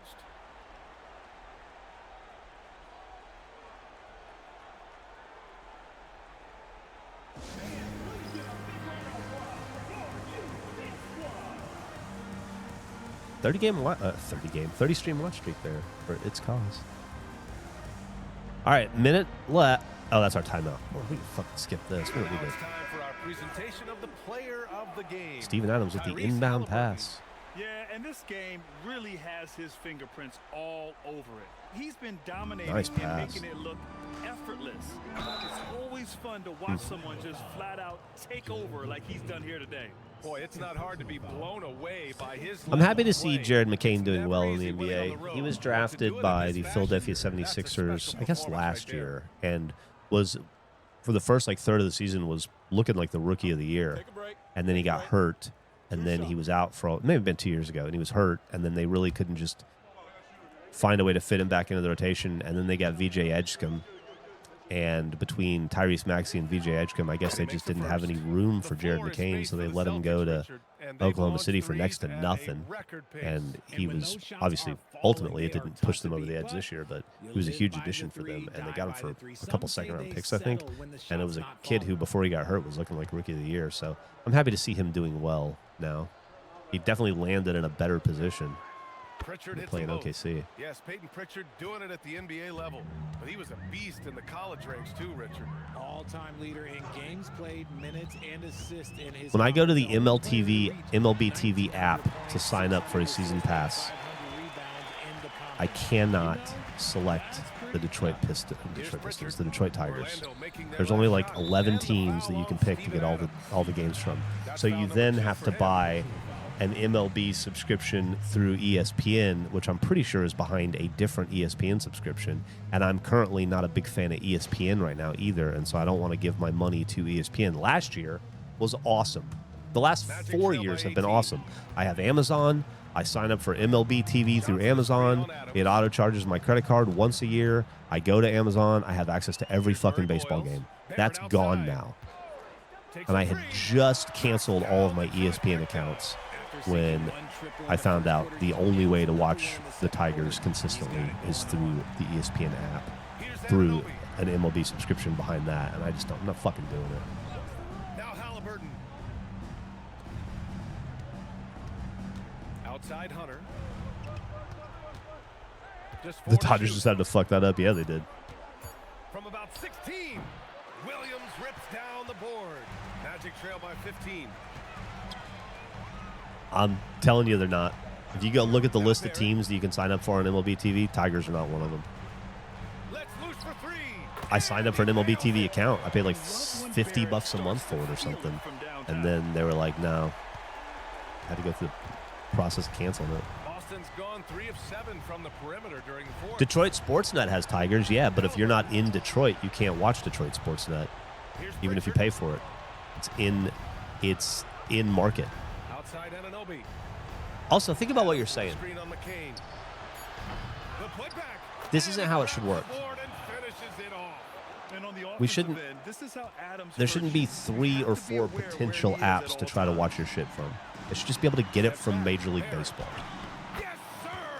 Bacon in the layup. Well, they're on the right path now, but still. Even the NFL's better. It's expensive as shit, but I can see every NFL game through our YouTube TV subscription. Blackouts are when you're in the area, but if you're not in the area, you can't sign up for local, for the same reason that I cannot sign up to watch local Boston Celtics games through NBC Boston or whatever. If I go there, they're like, we're sorry, you're not watching from the viewing area. You can't watch this. Your subscription's useless, out of market for Detroit Sportsnet. Seemed like the sheer volume of three-pointers No, today was it's the not. deciding factor. and they'd hit one and then just Could you dial it up VPN again, into a and it Detroit worked. server and watch it that way? This'll give 'em their Yeah, seventh win of Clunt, the I'm year. sure I could. I It's could just also the just start of watch this an season illegal series stream with if I 3 wanted to. games left The between point them. is, I don't want to It give must my feel eyes great to or my take the money first meeting. to a And they system got a lot of that great makes it solo that efforts fucking tonight, complicated but to watch a probably game. none bigger It shouldn't than the be. This is performance Major for League Tyrese Baseball. Halliburton. These are billion-dollar franchises. It shouldn't be next to impossible to legally watch a baseball game in Detroit, in Texas. I shouldn't have to use VPNs or multiple subscriptions to do it. I understand I can get there. I could get there in 30 seconds if I wanted to. I could illegally stream it in 2 seconds if I was that kind of guy. That's not a problem. I have access to watch the games if I want to. I just want to do it legally and properly, and I don't want to jump through fucking hoops because of bureaucracy and corporate bullshit. I don't want to support that system, so I'm choosing not to. I understand I have the ability to get there. I can figure it out. I'm a resourceful dude. I don't want to support it. I don't want to support the teams. I don't want to support the league. Thank you for being with us. So long, everyone. Imagine trying to watch the Indy 500 in Indy. You may not call it illegal if you don't want to, Marnette, but the government does. The law does. And I'm not looking to break a bunch of laws so that I can support a system that sucks, you know? Thank you, Lazy, for the sub. You heard I said I might go to Levitation this year. I'll see. We'll see. We'll see. I'm not 100%. But who would I see? Let me look at the Levitation lineup real fast.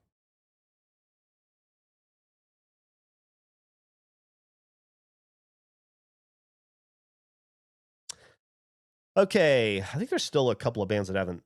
There's still at least one band that hasn't announced yet on the last day. But if I go to Levitation Fest in September, I'll see Arlo Parks, Die Spitz, Bikini Kill, Gibby Haynes, Temples. I'd love to see Temples.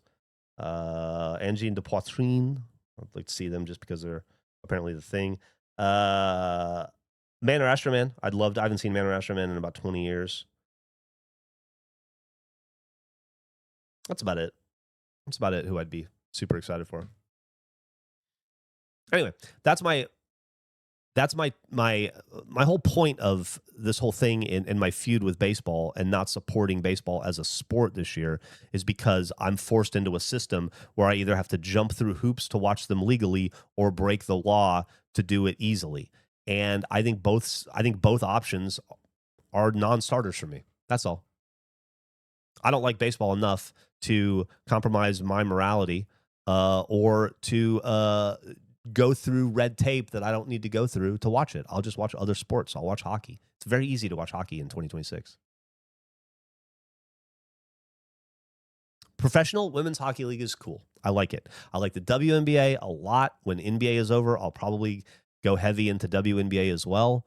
That's the thing, is there are other places that our eyeballs and our money and our attention can go than baseball, than MLB. And so I just don't want to support that dumb system. That's all. Detroit hockey is interesting right now. Yeah, it is. We're close there for a bit. It looked like things are turning around. All right, speaking of turning around.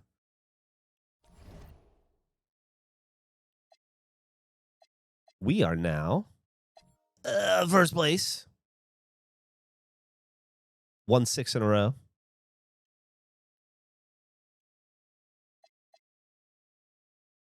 I think it's time.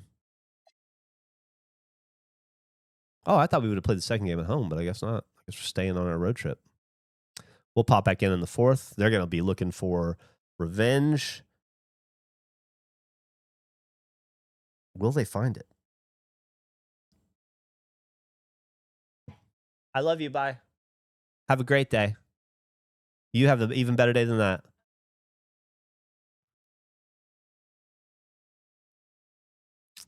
Emily, boom. As someone who doesn't follow sports a lot, is this something that happened all at once, or has it been gradual over the years? It has existed gradually over the years and has come and ebbed and flowed, and depending on what team you're in or what market you're in, it's been a problem or not a problem. But this change to MLB TV happened this season. I was happily watching baseball last year. Stop. I was happily watching baseball last year on Amazon.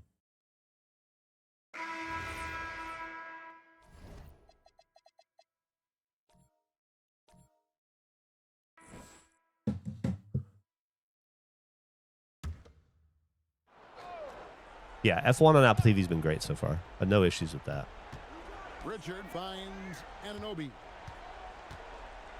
Being married is finding new ways to wish your partner to have a better day than you and to mean it. Nice shot by Peyton Pritchard. Clutch shot. Celtics up by 5. 3 minutes to go. Jared McCain brings up the inbound pass. Calls the timeout. Orlando needs to think about this for a second. I could be an NBA announcer. Steven Adams is out there with OG I can say the same dumb shit they say. Kind of glad that can happen in women's hockey, to be honest. Bigotry being a deal breaker, it feels like half the NFL are January Sixers. Sports in general. Remember the days when you could turn on TV and watch the local team? I know. I deal with the Spurs bullshit. There's another one. I got to pay $20 a month if I want to watch Spurs games, even though I already pay $140 a year or whatever for NBA League Pass, because I live in Austin, which is about 100 miles north of San Antonio. I am considered in the local San Antonio viewing area. Therefore, all NBA League Pass San Antonio Spurs games are blacked out for me. I can watch national games on ABC, NBC, ESPN, Amazon, Peacock when those are broadcast. But if they're but for the other 74, maybe 70 San Antonio Spurs games every year, they're blacked out to me because I have to watch them locally, except I'm in Austin. I'm not in San Antonio, so I don't have access to San Antonio's local television. I can't get that signal, so I can't watch the San Antonio Spurs, even though if geographically it would make total sense for me to be a Spurs fan.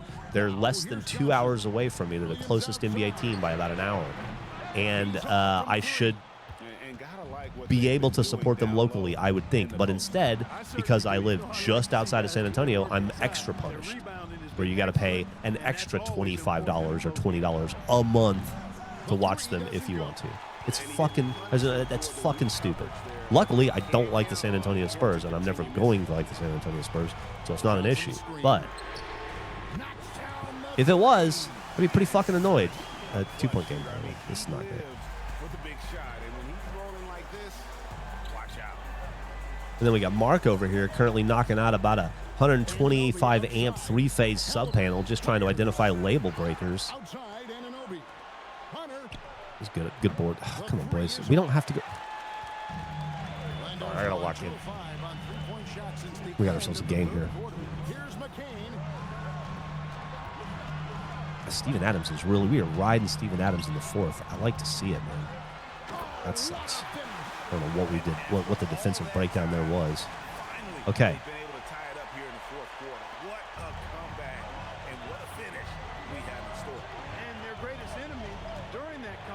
Why didn't you? Stop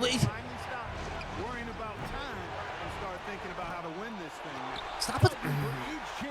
But comes up empty. Williams outside. Barrett against Anunoby. To take the lead. Hunter there for the rebound. Dog shit shot. And mark that one down right there. It's going to be a long time until we see. There you go. There you go. There you go. That's some Halliburton magic right there. 14 points in the paint tonight for Halliburton. You love to see it. What was that? Oh, that was a foul. Okay. Who the fuck is... Why is R.J. Barrett the best player in the NBA all of a sudden?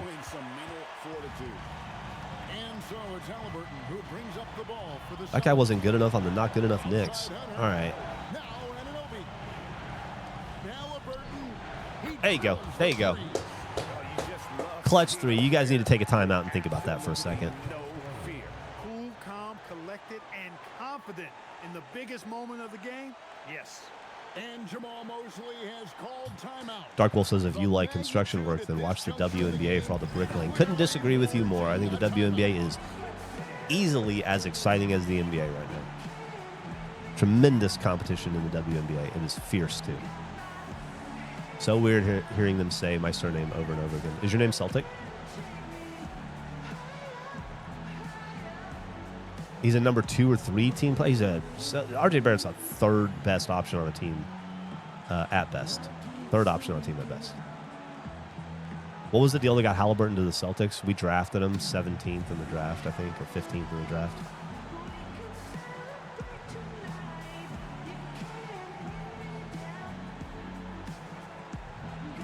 So wait, let me be clear. Is it no longer possible to turn on a TV and watch your local team on local TV? It depends. It depends on where you are. It's not legal for me to watch the San Antonio Spurs because I'm not in San Antonio. If I was in San Antonio, I think it would be available. But I don't know. I mean, it varies city to city. Asia Wilson's the best player in the WNBA. She's fucking awesome.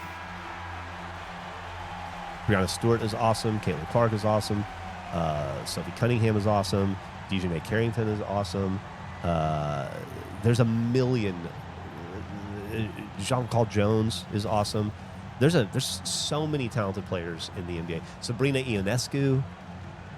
There's a lot of fucking talent. Kelsey Plum. There's a lot of talent in the WNBA right now. Johnson sets the screen for Barrett. That was a nice shot. It was a good timeout for them, I guess. I'm surprised the Spurs don't have a deal with local Austin station to air games. And we've got a timeout from Joe Mazzulla. Pivotal moment in this game. He's not taking any chances. Do you think you'll start liking a player because they start playing well in your GM'd video game? I don't know. We'll see if we have a player that has like a 20-year season with us and we put their number in the rafters, probably. For a long time in Colorado, the answer was yes. You could not watch Nuggets, Avalanche, or other sports because the regional broadcaster was in dispute with Comcast. Yeah. From what I understand, Austin does not like the Spurs. Austin doesn't give a shit. They're ambivalent. They don't care one way or the other. We have this thing called the I-35 series where the Spurs play 2 games a year in Austin. I didn't go this year, but I've been the previous 3 years, I want to say. And so, like, I saw the Spurs play the Nuggets.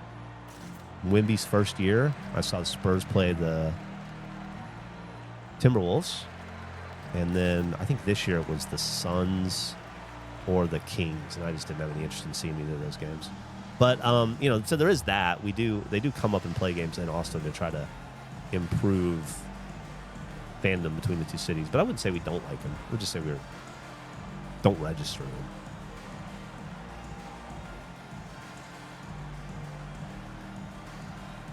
Have I seen how New York City fans are treating Spurs fans? Yeah, I have. It's disgusting.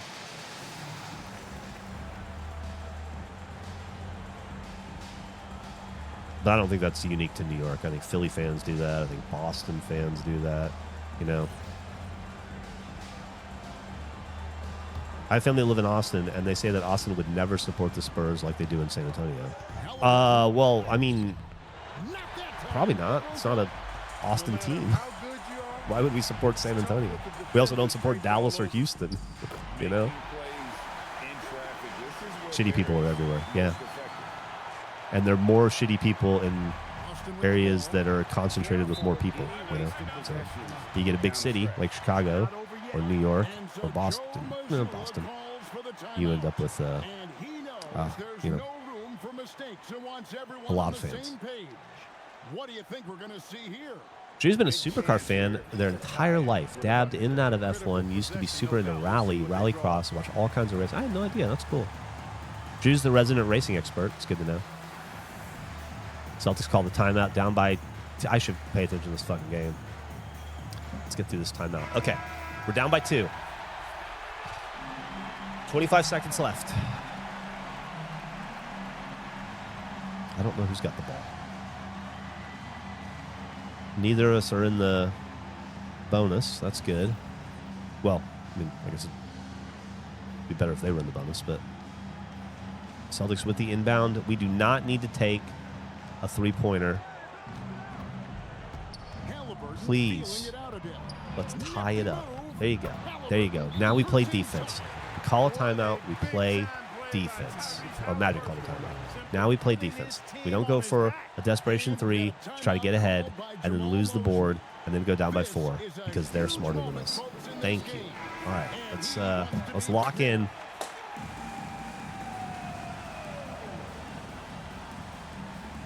Let's lock the fuck in. Maybe I'll do my favorite NBA team. You're watching them, Boston Celtics. My whole life. That's why I'm wearing the shirt. Do not give it to RJ Barrett. He's clutch for them. He's turned into goddamn Luka Doncic when he plays for Orlando Magic. Come on, Hallie. Shut him down. There you go. Double. Get Pritchard back in. There we, yeah! We're going to overtime. First overtime game of the season. Here we go. Let's play 5 more, everybody. You'll love to see it. Glad to have you with us as we get going in overtime. Neither team giving an inch in this one. Steven Adams with the tip-off, back to Hunter, to Pritchard. Brings it up the court with confidence, the confidence of one of Oregon's finest basketball players. Behind the back pass. Outlet to OG in the corner. Peyton Pritchard with a 3 at the elbow. There you go. That's money. That's what he's known for. He's the buzzer beater. Not that there was a buzzer to beat there. He's Halliburton in his defensive stance. He's not going to let RJ Barrett see any light of day. Ooh, quick hands by Hunter. Even quicker pass out to Halliburton, who is now cooking. I will not criticize. He's been terrific offensively. You can bet they'll feed him down the stretch. That's for sure. Johnson outside. Here's McCain. I haven't gotten into NASCAR yet. It's been around me my entire life. It's very big growing up around me when I was in Alabama and Florida and stuff. But I never found a way to really enjoy the races yet. But I will admit, I've been watching these TikToks of old old NASCAR drivers talking about rivalries and like telling stories, and they're all just insane and wildly entertaining. So even though I don't know anything about racing, I love hearing about their old stories about feuds they had and shit. Things they would do to get under each other's skin. Fights they would have. Oh, Steven, come on. We can't be missing these bunnies under the rim, especially in overtime against our apparent rivals. This fucking RJ Barrett. And this is Barrett at his best, looking for a shot, being active. That might be the surprise of NBA 2K26 to me. And this fantasy league that we have created is just how fucking obnoxiously good RJ Barrett is against us. Oh, you should have gone right up with that. You were open under the rim. I don't understand the AI decisions in this game sometimes. Why Steven Adams doesn't immediately dunk that with no resistance. We're down by 2 where we should be up by 3. Well, we should be up by 1, I guess, after that. Because they would have still hit that shot.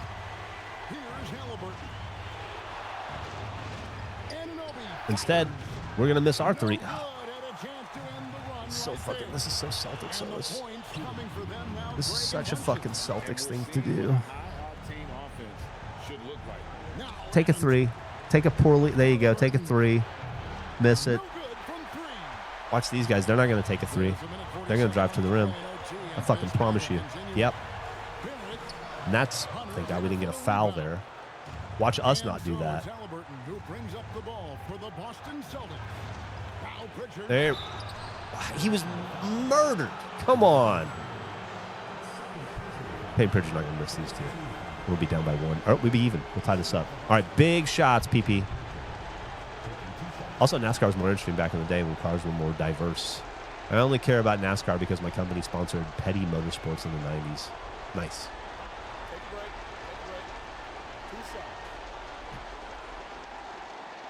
Maybe we'll do a fake baseball league with MLB the show or something. at some point. And that'll be how I express my baseball fandom, since I'm trying not to get too excited about the current. Also, the Tigers are going through it this year. We're going to lose Scooble here pretty soon. That'll be depressing.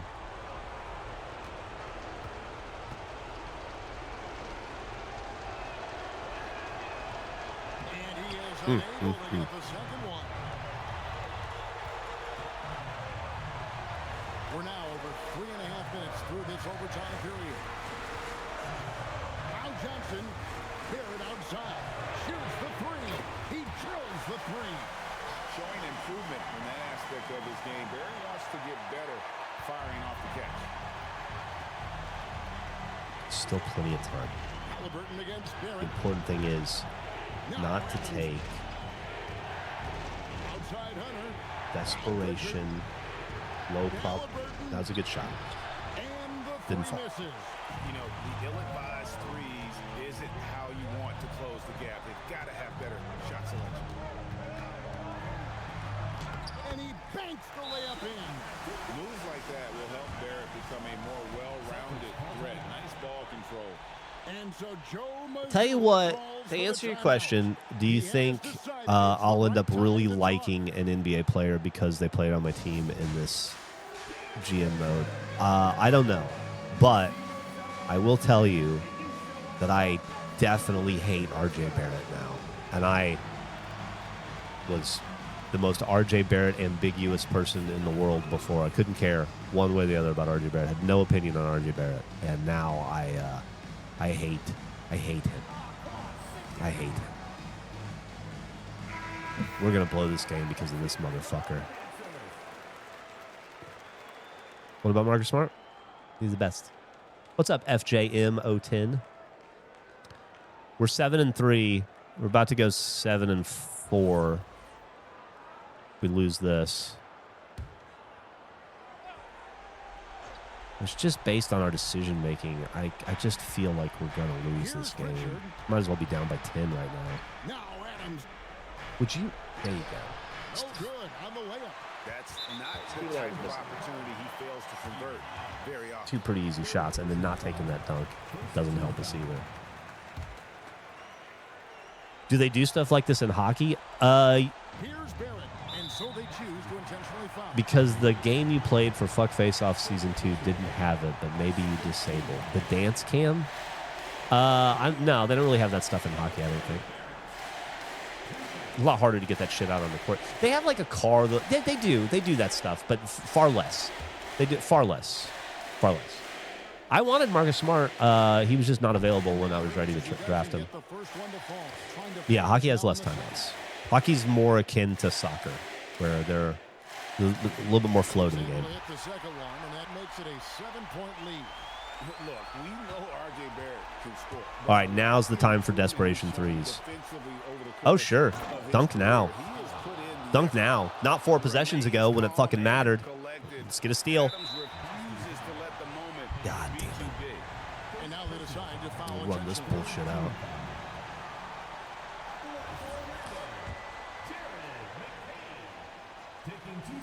All right, our 6-game winning streak comes to an end. We split against Orlando in Orlando. I guess that should be considered not a win, but, you know, at least we held our own. Talk about much in the clutch. Big trip to the line there. Anunoby fires. Terrible shot by Anunoby. And it's Orlando's ball. This does not matter for the Emirates Cup. That's true. Start trading people left and right. We'll see. We'll fucking see. We will see. Let's see who's available. Doesn't hurt to look, right? Oh, I hate that. I hate that loss. God, you take him. You feel him in your heart, you know?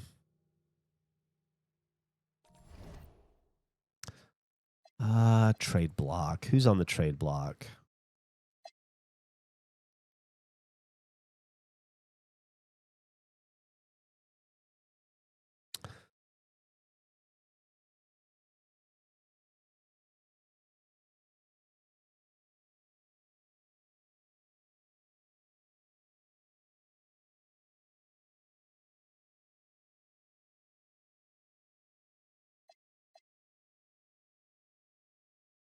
Jalen Duren.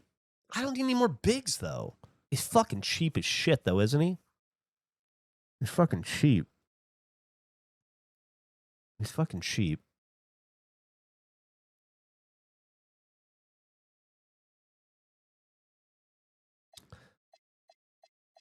It's all the same.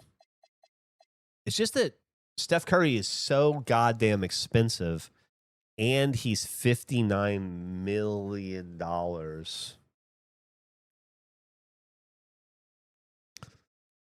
Well, I don't hate threes. I hate bad threes. If you have the best three-point shooter of all time on your team, there is no such thing as a bad three. Fuck me, man. Who would we... He's 37. I just don't think we can afford him. Desmond Bain is interesting, though.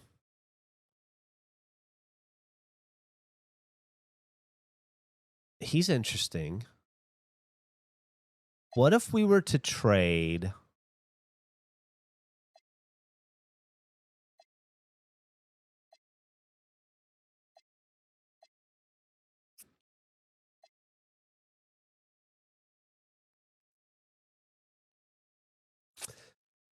How much is Steven Adams making for us?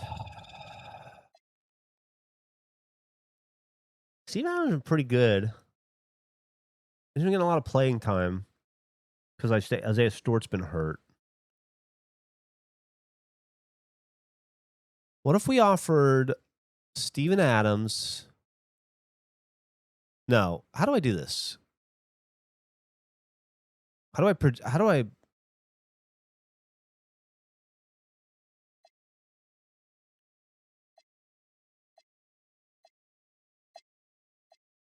Yeah, I want to add Bane to my list. What happens now?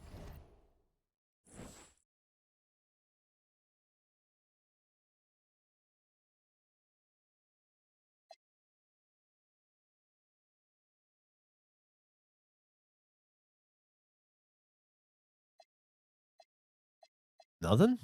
I just throw that out there, I guess? Front office menu. Okay. Here we go.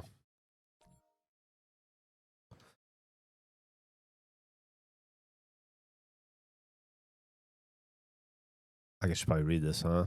You can see how the salary and hard cap are affected here. You can see if the trade is valid with the current rule set here. Okay. So I can add...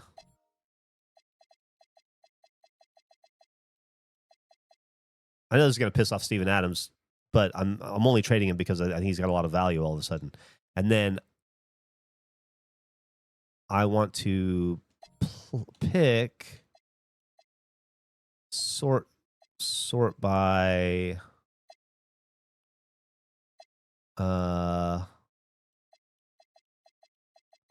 what team was he on? What team was Bane on? There he goes. All right.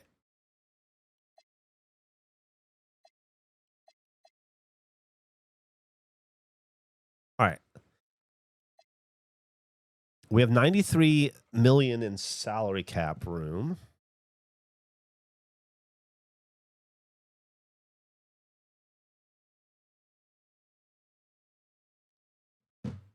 Okay, it's a valid trade.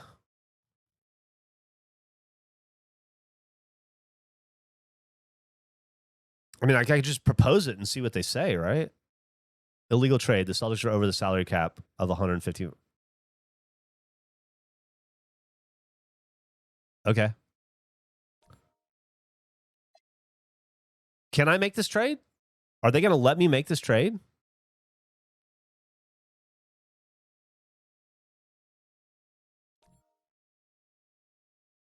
We're not interested in this trade. However, I have a counteroffer that I think could work. Okay.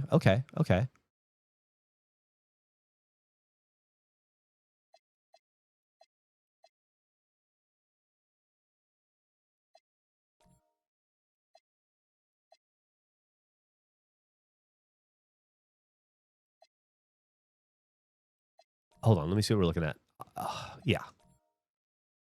We're not interested in this trade. However, I have a counteroffer. Okay. I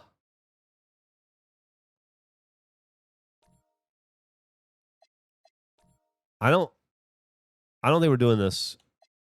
I don't think we're doing this. I don't think we're doing this. That's fine. Let's just move on.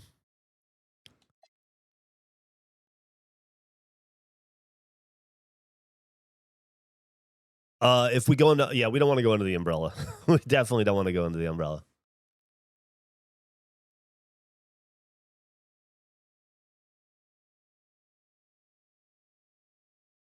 We'll see. We'll see how the season plays out.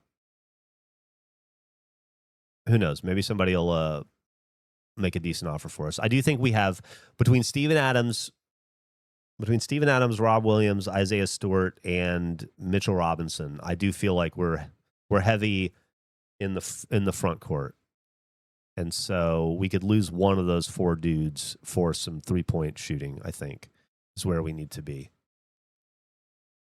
Okay, let's continue for a little bit.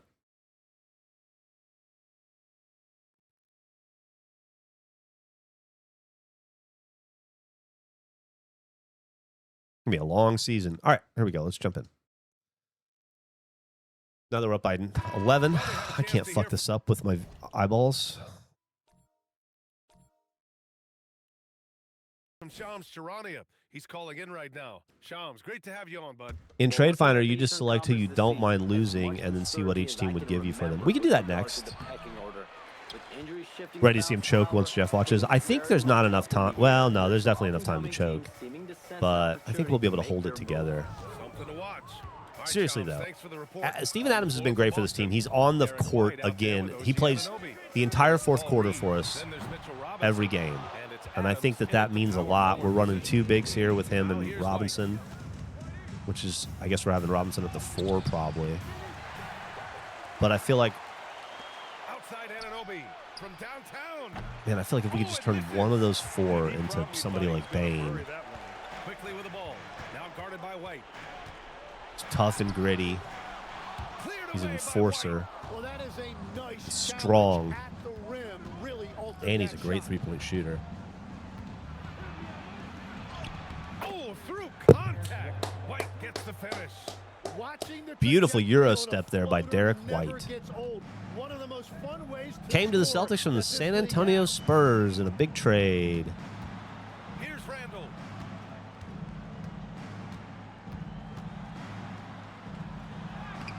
Oh, no good on the layup. Grant wouldn't be a bad idea here to slow it down. I think this one's in hand. Go back to that trade machine. Derek White is in the lab. They had more assists and shot the ball more efficiently. Those things tend to go hand in hand. And that's so true. Without a doubt, their ball movement was essential. Went to Cars and Coffee a few weeks ago. There was a Holden Ute in Illinois. And they've now won themselves a 2-1 advantage in this season series. We'll see if it's the same story when these two meet one last Man, time. I've been seeing, I have a new, obsession's a very strong word, but I have a new delight. I don't know what's going on, but there are, I've noticed lately, like 3 different around town 1970s speed buggy style dune buggies. You know what I'm talking about? Those like super swoopy with roll bar, like bass boat paint dune buggies from the 70s. I've been seeing them around town, and I want one so fucking badly. I want one so fucking badly. Great game, Celtics. Great game. That's going to do it tonight, Great folks, game. for our broadcast. With Tim Legler, Ali LaForce, and Grant Hill, this is Brian Anderson. As always, we appreciate you tuning in tonight. Why do I have 3 centers on the floor? We call it the triple towers. Let's see. First off, let's see how our league leaders are doing. Hallie's still fighting for 3rd. Gotta love that. Who's the league leader in rebounds? Victor Wembanyama. For assists, Joker, who's hurt. Steals, SGA. Jalen Suggs. Blocks, gonna be Wemby. Claxton. Turnovers. SGA. That's not good. All right. Let's go back into this front office. Let's go to trades. Trade finder. And then we just say, like, we are interested in trading Holiday. You know what? I'm not interested in trading. I'm interested in trading Sasser. Conchar barely fucking plays for us. No offense. And then Steven Adams.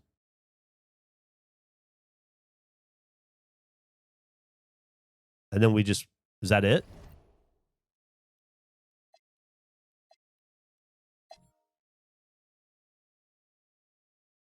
All right. So do we have our guys?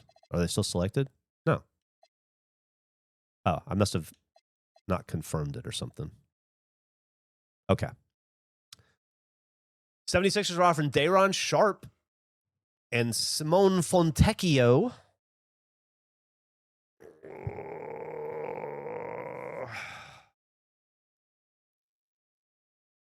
Not into that offer. I don't know what that gets me. Chicago Bulls are offering Cam Johnson and Schroeder. No, thank you. Isaac Okoro and Justin Champagnie. No, thank you. Kyle Kuzma. Nope. Malcolm Brogdon retired.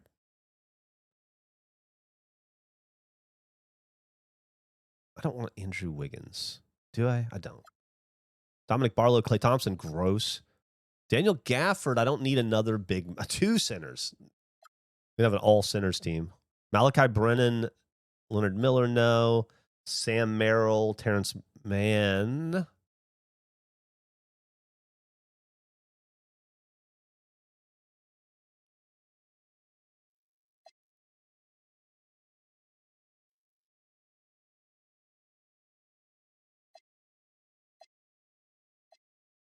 Interesting. Now, that one's interesting to me. That one's interesting to me. Ah, fuck, I lost the controller.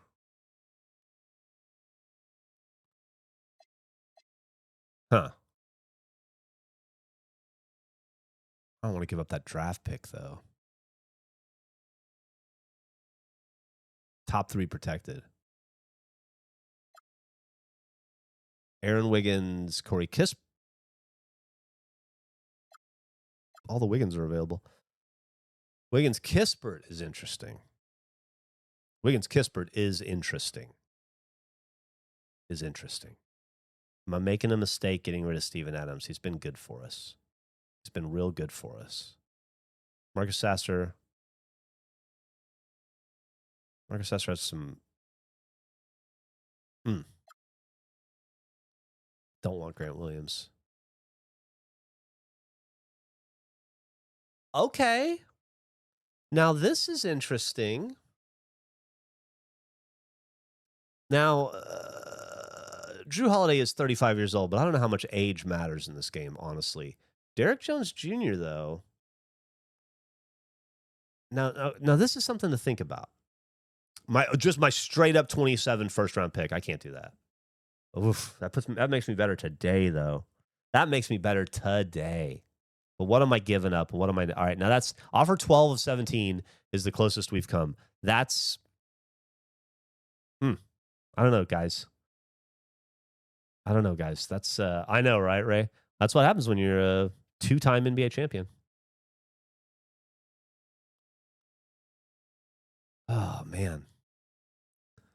That, if it wasn't for the first round pick, if I could do it straight up, let's see what else. Malik Beasley and Luke Cort. I don't need another big, though.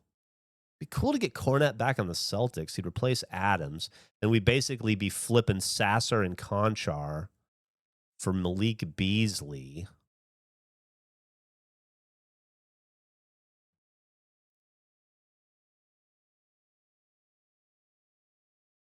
That's not a bad one either, guys. That's not bad. That's not bad. Hugo Gonzalez, we can get him back. Oh my God, it's my favorite new Celtics.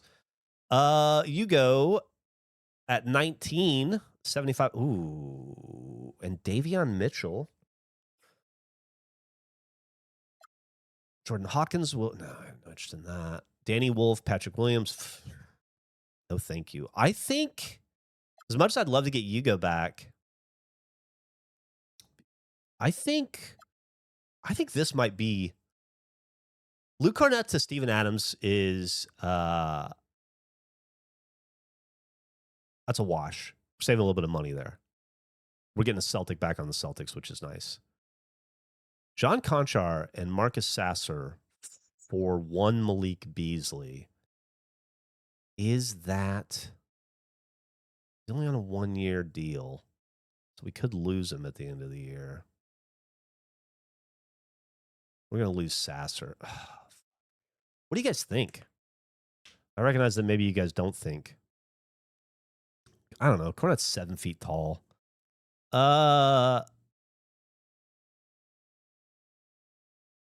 Steve Adams has been great for us. Try not to think. I'm kind of interested in this one too, honestly.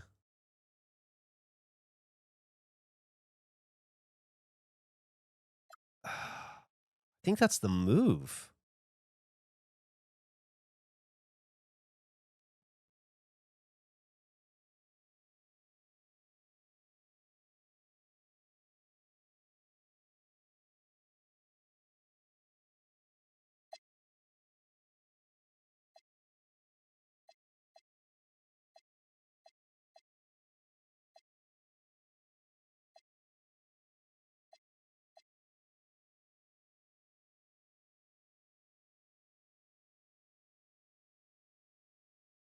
Fuck it.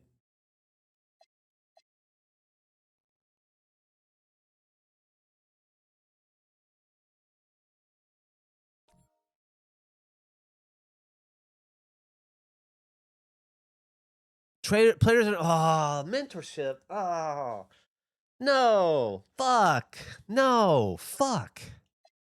I don't know what that means, but it sounds bad. It's hard. It's hard to be a GM. Oh my god. Adams has been all right. Here's what I tell you what. I'll tell you what. This is how we do it, right? This is how GMs do it. Let's watch. Let's see how Adams, Conchar, and Sasser do for us this game. Let's see where they end up in the rotation. Let's see how many minutes they get. Let's look at. We'll come in the fourth. Adams will be in the fourth.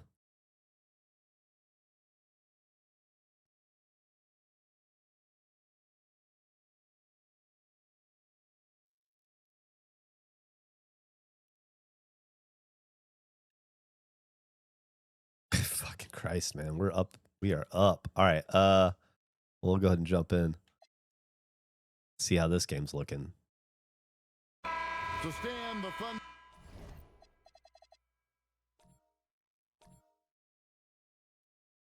I really like the idea of having Malik Beasley on the team, though.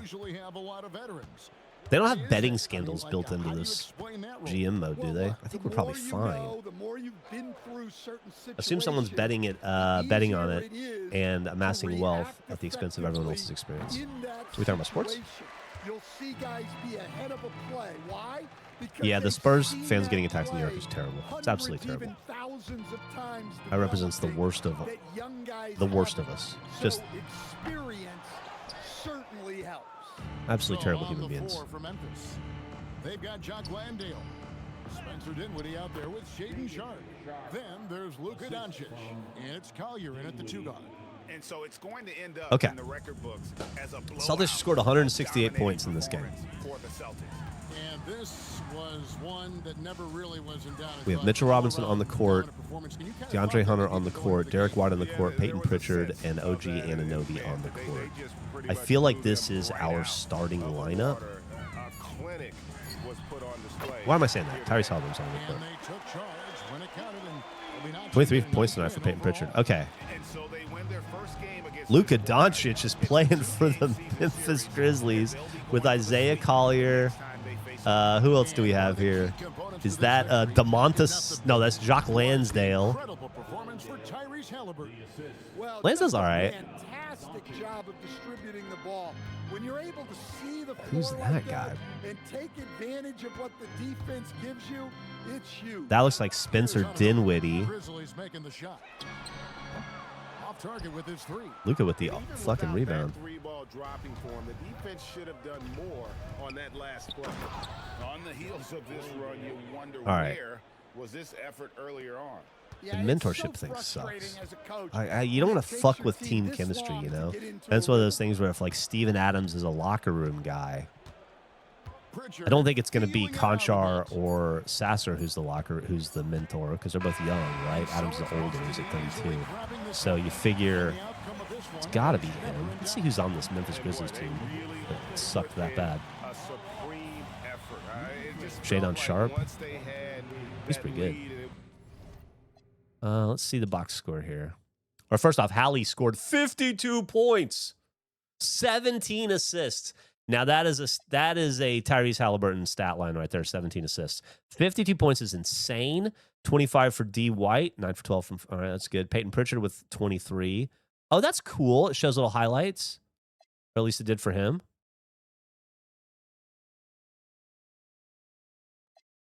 OG Anunoby with 19. DeAndre Hunter with 17. Steven Adams with 11. So he played 21 minutes. This is what we're giving up. 21 minutes, 11, 6, 1, 1, 1. That's a pretty even stat line. Only one turnover. He was 5 for 7. 1 for 4 from free throws. Offensive 3 fouls. Rob Williams, similarly, 11, 8. And then we got B-Ball Paul as well. See, here's the thing. We got... How did B-Ball Paul do?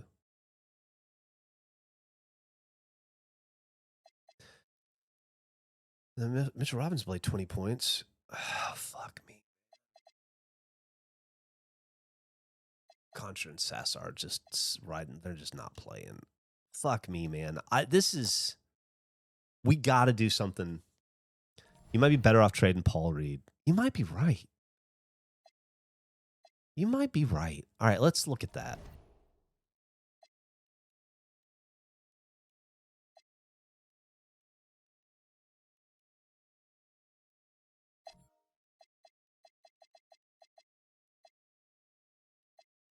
Yeah, Steven Adams is playing himself.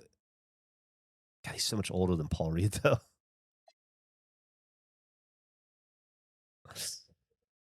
I just feel like if Paul Reed had his minutes, he'd play better. Isaiah Stewart's still hurt. Do we know when he's coming back? No.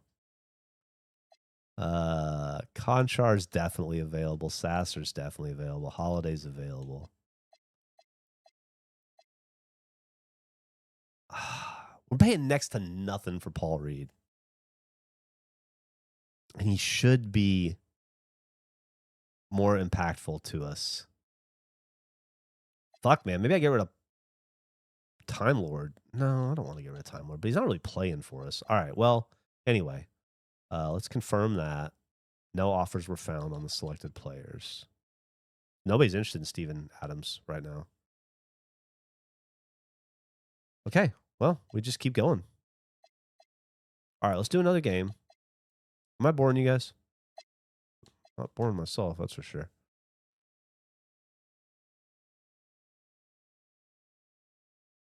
What's up, Kevin Somnia? Man, time really flies doing this. It'd be funny if we were just betting our points and Geoff has no clue. You guys should. That'd be funny. I really... Now, here's the question. Do I want to make a trade just because I want to make a trade? You know, what am I trying to fix here? I want to improve our three-point shooting. But that's about it.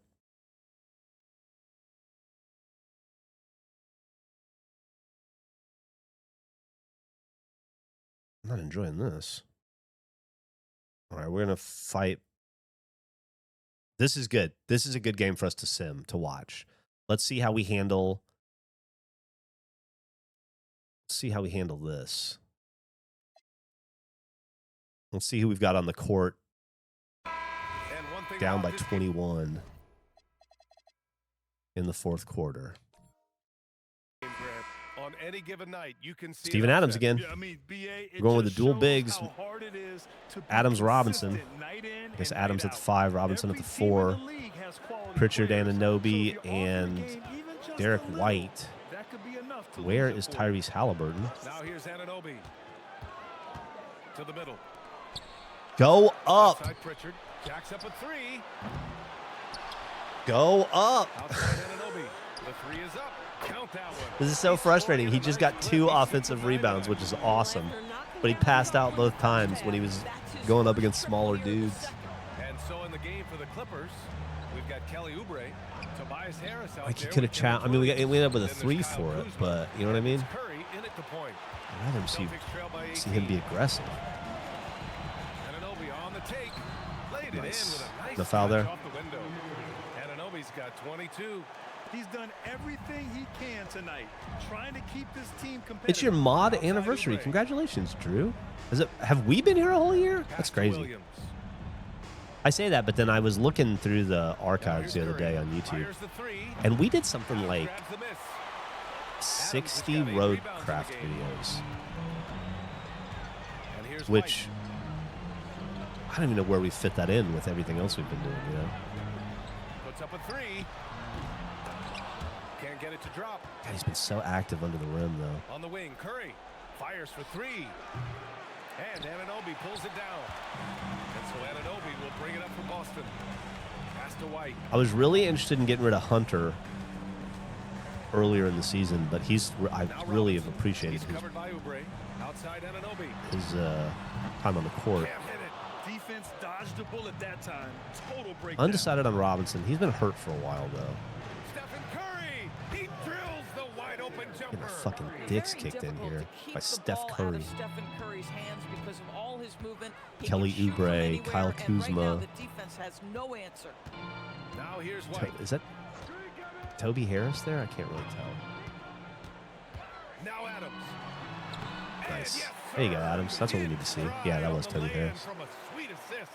Yeah, terrific work in the two-man game results in an easy bucket. That's Steven how Adams you do goated it. at getting offensive boards. I know, man. It's like Here's on Harris. paper, I'm like, let's get rid of him. But then when you watch the fourth quarter eyeball test, outside from some questionable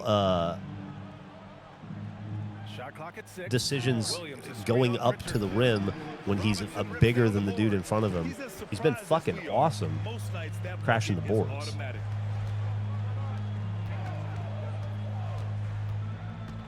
Outside Adams. Here's White. Beyond the arc. Oubre with a rebound. A minute 42 left in the fourth quarter of this one. Outside Harris. Well, one thing fans always have opinions about is NBA officiating. Listen, I'm going to let the fans go crazy. What I recognize is officiating is one of the Loss for toughest us. jobs At in the home, world. too. This game moves so quickly. They are making decisions in real time at sometimes very difficult angles. I saw the am Celtics here play to the support Clippers the officials once all in the Boston, way. and the game went to They came out overtime. and had a Celtics won. It was statement win fucking with their awesome. performance tonight. This is A back in the Lob City fantastic days. effort to get it done here for the Clippers. You know, their ability to protect the ball helped win it for them. Yeah, it really did. Less turnovers mean you can get more chances to score.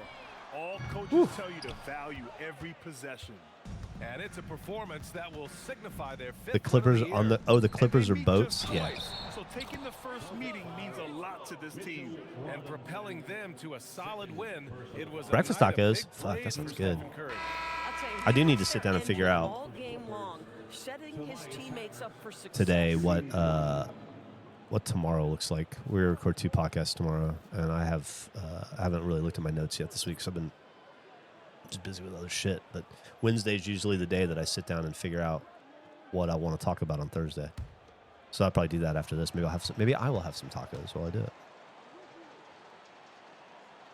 Hot dogs for dinner? Hell yeah, George. Been around the league. What's his Last best night, Emily and I asset? went I to think it's his we were on a reliability date and and we had versatility.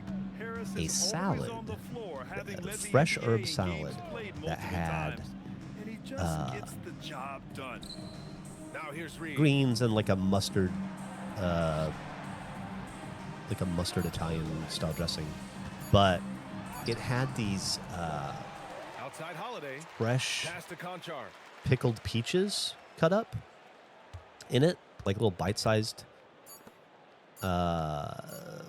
pickled fresh Fredericksburg peaches, and I was not sure how that was going to go. It was one of the best things I've ever eaten in my life. So good. It had like some kind of like roasted cracked quinoa over the top of it too. Holy shit, was it good. Completely out of it. That's how you win on the road. And now let's swing it over to Allie LaForce. Man, we got our who is fucking now asses our player of the game. Well, you can't win them all, but it would have been nice to. I don't know, watch Steph Curry do an interview. Fuck that. I do want to see. Wait. I do want to see the box score. Halliburton, 26 points. OG Anunoby, 22 points. How are we doing on a lot of turnovers for Halliburton? Pritchard, 11. Paul Reed played 12 minutes, 10 points, 7 rebounds. So there you go. I mean, we were just thinking about trading Paul Reed. He comes in, he plays for 12 fucking minutes, gets 10 points and 7 rebounds, goes 5 for 8. Was he no fouls? That's what we should be looking at. Who's our plus minus darling on the team? Steven Adams. Look at us about to trade the only plus on our team.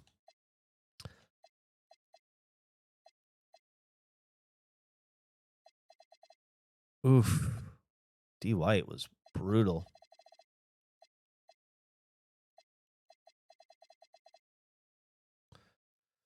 Allie, thank you. Yeah, I just don't know how many more.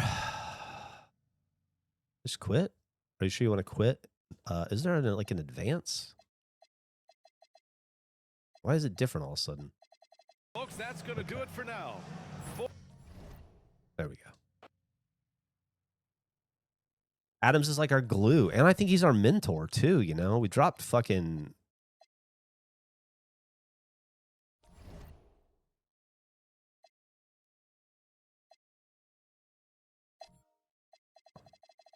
See, what we got here? Adams is up to 78 now. Maybe we trade Isaiah Stewart. No. He's 24 years old. I'd rather trade these fellas. Let's see what's available. Okay, here we go. We got 19 offers. Marcus Sasser, John Conchar, and Aaron Holiday for Day'Ron Sharpe and Fontecchio again. Once again, I have no interest in Fontecchio. But we're getting there. This is interesting. We don't need Sharpe. DeAnthony Melton. I don't want Schroeder. Nobody likes Schroeder that plays with Schroeder.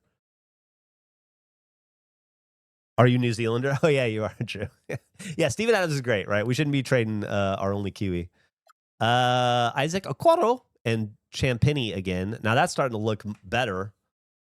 That's starting to look a little better. That looks a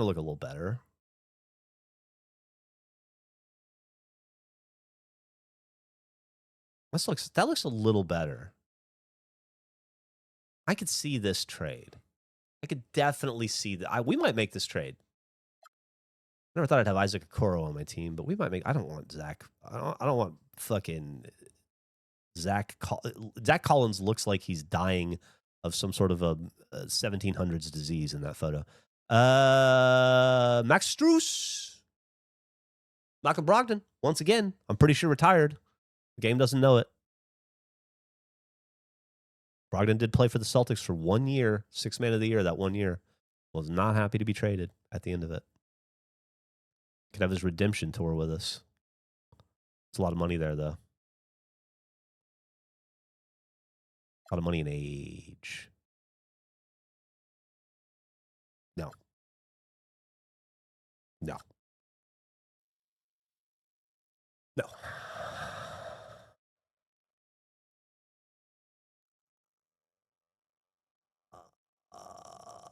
That's a no. But I do like Baylor Shireman. Once again, Celtic like in a Celtic. Sam Merrill and Terrence Mann.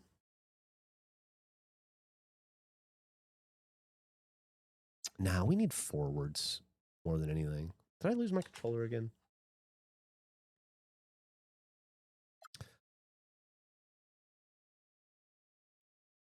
No.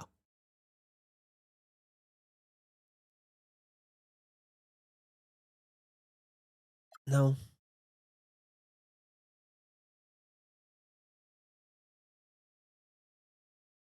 No. Well, I definitely don't need Cornet if I'm not getting rid of any sinners. There's just no way. Gerson Yabusele and Draymond Green. Torian Prince and Georges Niang. Do you like Torian Prince okay? He's a little older, though. I don't want Patrick Williams on my team. Nick Richards. Don't need a center. Once again, don't. Yeah, I think there's nothing out there for us right now, but that's fine. That's fine. Because we're going to keep. What are we doing? How are we doing on our. How are we. We're still in. Well, we've dropped to third. Oh, we're half a game back. Fuck off. Okay. Let's just play these dickheads.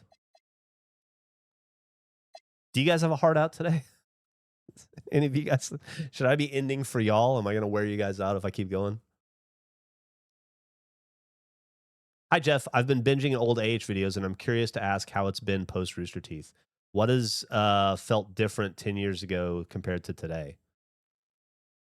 What has felt different 10? Well, the whole world is different than it was 10 years ago. I would say that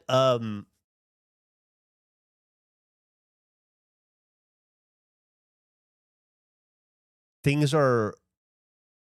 I feel guilty for saying it, but things are better in every way. Post Rooster Teeth.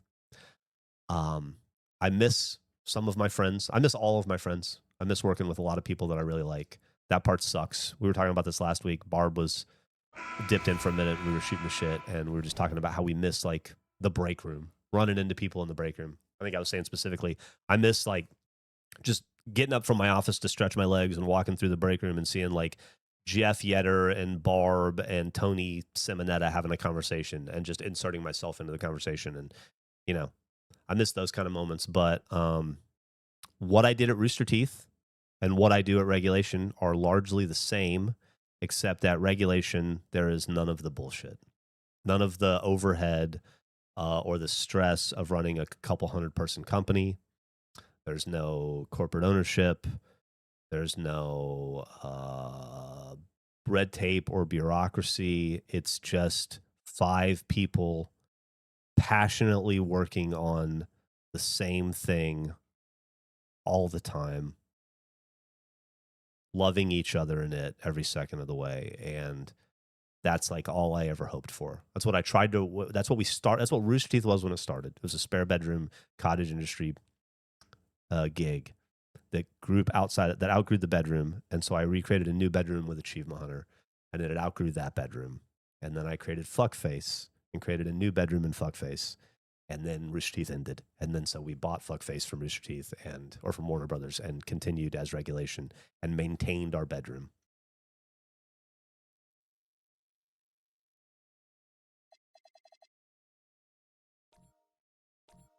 I hope that answers your question. I get up every day and I make content with my best friend in the world, Gavin, and my other very, very good friends, Andrew, Nick, and Eric. And I couldn't ask for anything more than that. Now, Ananobi. The bills are paid, the lights are on, and I'm making podcasts with my favorite people in the world. So things are really good. Nice shot. Double digits on that bucket. Halliburton's got 27 points. And you think about the importance, RJ, of awareness. My cam's over the score? Is that true? What about players who don't have that, but are immensely talented? Well, they still no, it's down here at the bottom left. Their IQ, and that can take time. Bedroom talk with Geoff. If you make too many mistakes, it will cap your minutes. Smart is out there with Holmgren. And there's Embiid. Then it's Najee Marshall. That's all I've ever wanted to do is so that's the Nets 5. Have a 5-person bedroom company that never leaves the bedroom. Has a lot lot of confidence inside. Got to bolt the door shut so nobody can leave. Everything he does. Garland surveying the D. Probably fire hazard, but is that Joel Embiid playing for the Brooklyn Nets? Seems to be. That Chet Holmgren playing for the Brooklyn Nets? Seems to be. The Twin Towers of Embiid and Chet Holmgren. That's interesting. With that headband on, Paul Reed looks kind of like Neemias Queta, and it keeps throwing me. Marshall passes to Holmgren. If he had longer hair. Wouldn't mind getting Queta on the team. You're all right, though. I'm just trying to recreate the current Celtics. Yeah, let's call that timeout, Paul. If you want to get a strong reaction from Eric, start talking about Warhammer like a book report. And so Joe Mazzulla calls for the timeout. Wants to make sure everybody's coordinated. I need to get back to reading, man. I really do. I really fell off after the cruise. I just had so much time on my hands to read at the cruise, and I just don't right now. Everything's either content or putting stuff in boxes. Someone from HR to handle insurance and 401k stuff. We hired out. We have an accounting firm that handles HR and accounting, and I handle the 401k stuff. We hired another company to do that, and I administer it. So it's not ideal, you know. I'd rather not be HR and accounting, or at least the liaison, and I'd rather not be the company 401k administrator. But it is what it is. You got to do it. I need a retirement. I need health insurance, you know. Somebody's got to do it. And a change for the Celtics. Steven Adams, he's checked in for Paul Reed. Have you ever read any Patrick Radden Keefe? No, I never have. Are you still in Horus Heresy? Yeah, I'm still in the same place I've been, which is about 70% of the way through book 2 of the Horus Heresy. Horus has, spoilers, but Horus has left the ship. They've taken him, the Astartes have taken him to Davos, I guess, to try to help him there with a little bit of magic. We'll see how that goes. I don't know. Horus has been heresied, yeah. Hey, Geoff, I'm currently in the middle of rewatching the Minecraft series for the first time since they were releasing. So many good laughs, and it's amazing how AH influenced my comedy as a now 31-year-old man. Love Regulation Pod 2. Thank you so much. Appreciate it. Glad to see you here, Freedman B. Adams with the screen on Smart. You're about 85% of the way through Therist. Really good book. Great. That's the next one I'm going to read, I think. It was between book 3 of Horus, which I think I'll just take a break and read Therist, and then probably Guards by whoever wrote that. I can't remember. Discworld book. Terry Pratchett. Then who knows?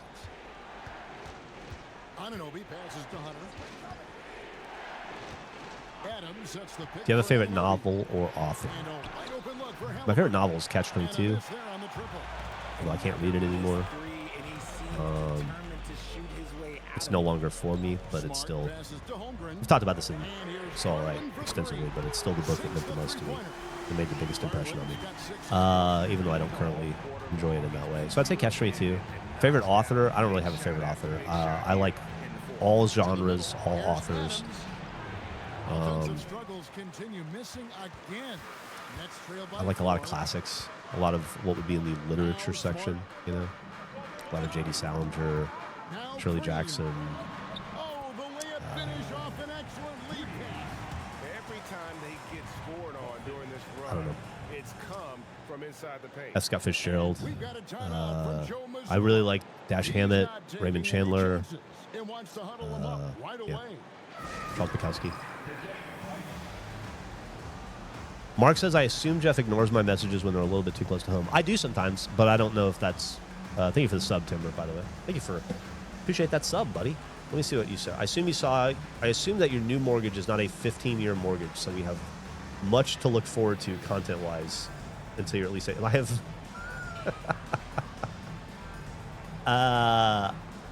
My new mortgage will not be a 15-year mortgage, no. It'll be a 30-year mortgage, yeah. That is correct, Mark. I definitely ignore some of this stuff. It's a little too close to home, for sure.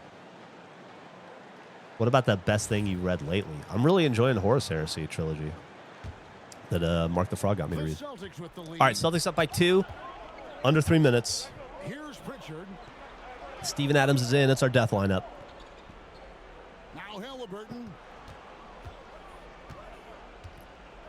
Now Pritchard. We're going to miss some bad threes, so let's go ahead and get those offensive rebounds. Adams. Nope. I feel like... God damn it. It's the Nets' first lead tonight. 2 minutes left to go in the game. That is such a fucking... That is such a fucking Celtics thing. This is fun for me because you guys can see, even though the players are different, the play style is much the same. You guys can see what amount to real Celtics frustrations from me in this video game moment. This pretty exactly mirrors.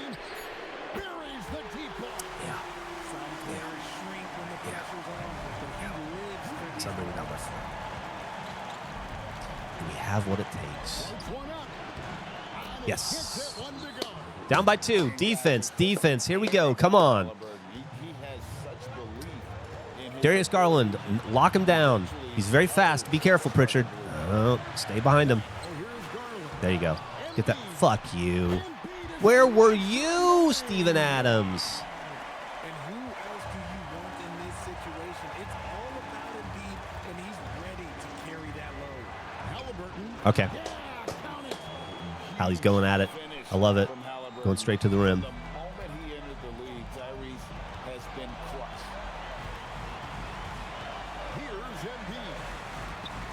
Fucking Embiid, man. What do you do?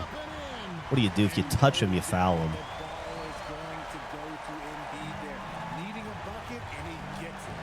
I'm going to be positive. We're not going to... We're going to lose this game. We're going to lose this fucking game. We're going to lose this fucking game, too.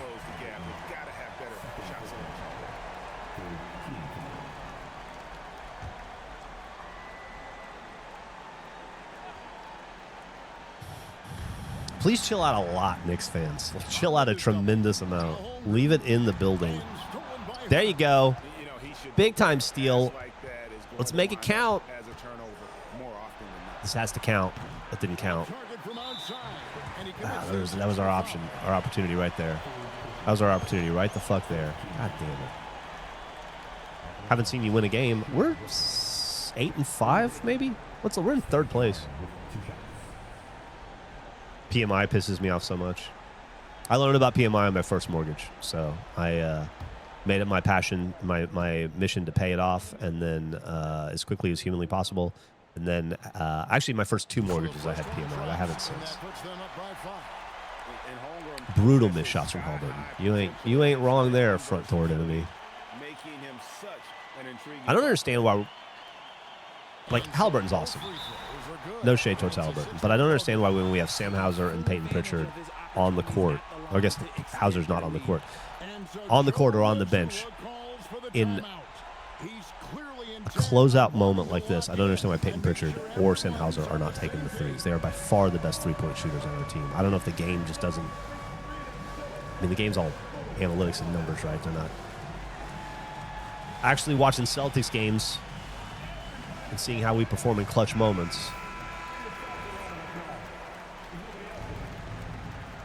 To play devil's advocate a little bit, Game 3 situation in New York City was very frustrating for the folks living in New York City. Oh, 100%. 100%.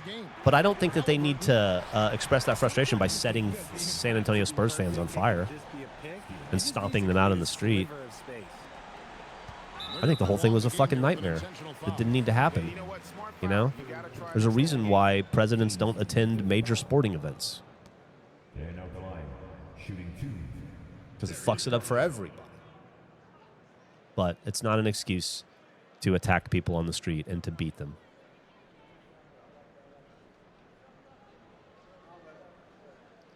He hits the first one, and that puts Roving them on gangs of 5-5. people running down San Antonio Spurs fans and ripping their clothes off and stomping them out on the ground is that's one way to express frustration. So he gets them both, and it's a 6-point ball game.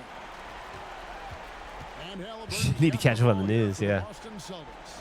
Anunoby, and he does not hit. And an intentional foul right there. Those videos are too disturbing to watch.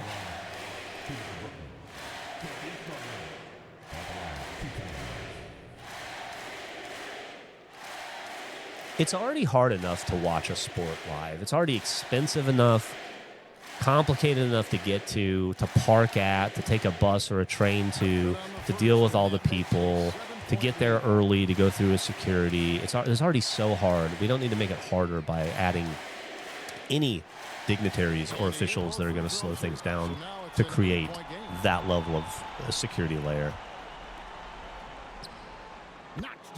Beautiful shot. Wish it would have come, you know. And so they foul intentionally. It was the most expensive sporting event in basketball history, I think, right?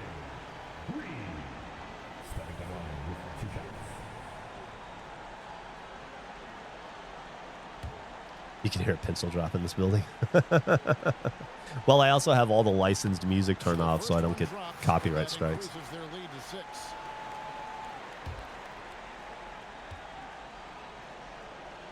I don't know what you're talking about, Beeford. No good that time. He really wanted that one. Adams fires. Steven Adams trying for the three. Man, we drop another. This is the roughest period of the season for us since the first week. Prediction result is no. Shame the live broadcast didn't get the in-arena cutting. Okay, let's look at the box score. Let's see how we fell apart. Halliburton again at 35 points, 13 assists. Once again, is not the problem. Derek White, 5 for 9, 14. OG Anunoby, 4 for 11, 3 for 9 from 3. That's rough. Sam Hauser, 3 for 5 from 3, doing what he's supposed to do. DeAndre Hunter, 10. Paul Reed again, 13. So the stat line is great. He comes in for 13 minutes, scores 9 points, 5 rebounds, 4 for 4, 1 for 1. Like, that's good. We just need to give him more playing time. Rob Williams at 17, 8, 4, 2 is also pretty good.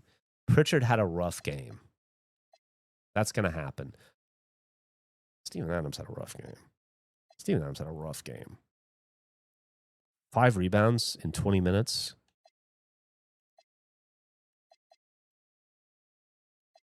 Guys, I think we're... let's look at where we are in the standings.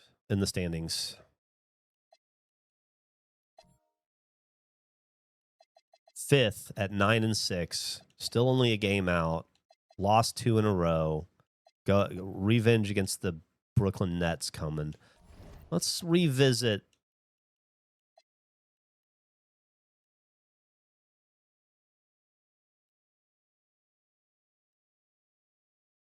How's our finances looking?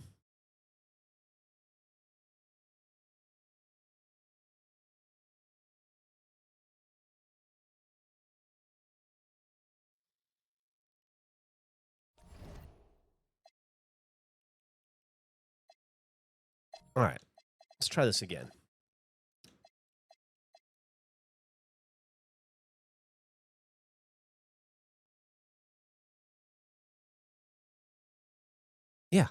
Yeah. Okay.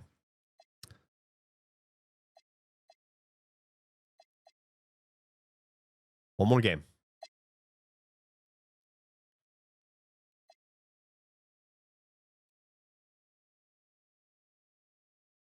You stopped wearing your Lando shirt and you started winning.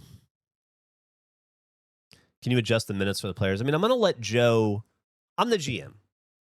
I'm the general manager. That's a Joe Mazzulla job. I've placed faith in Joe Mazzulla. He's won a championship for us. He's the winningest coach percentage-wise in the NBA right now. I'm going to ride with Joe's decision. Joe is the only person on the team who's safe. Joe and maybe Peyton Pritchard. I'm going to let Joe make those decisions. That's not the job of the general manager, I feel like, to determine minutes played by player. If he feels Paul's only ready for 11 minutes a game or 9 minutes a game, then that is what it is. But I might help him out by getting rid of some of the players that he's playing above him. You know?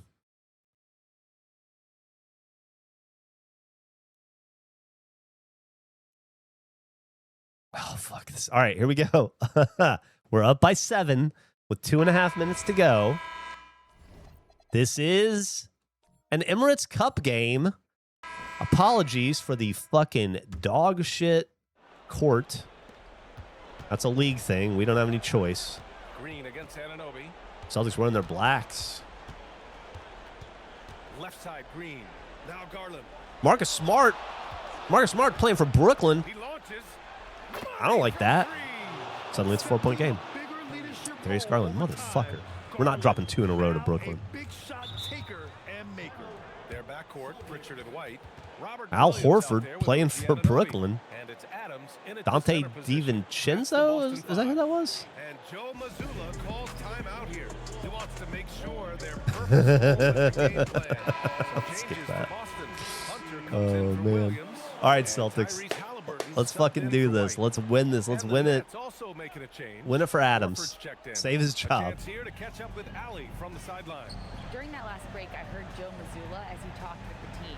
Coach had a direct message for the team saying no matter the lead, no NBA game is ever over.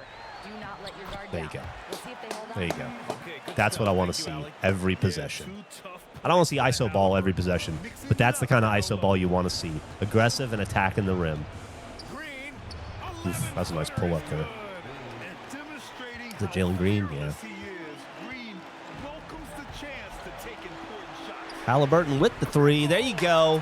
There you go. Celtics by 7. Liking the looks of that. Let's play some lockdown defense. Jalen Green ain't got nothing on Tyrese Halliburton.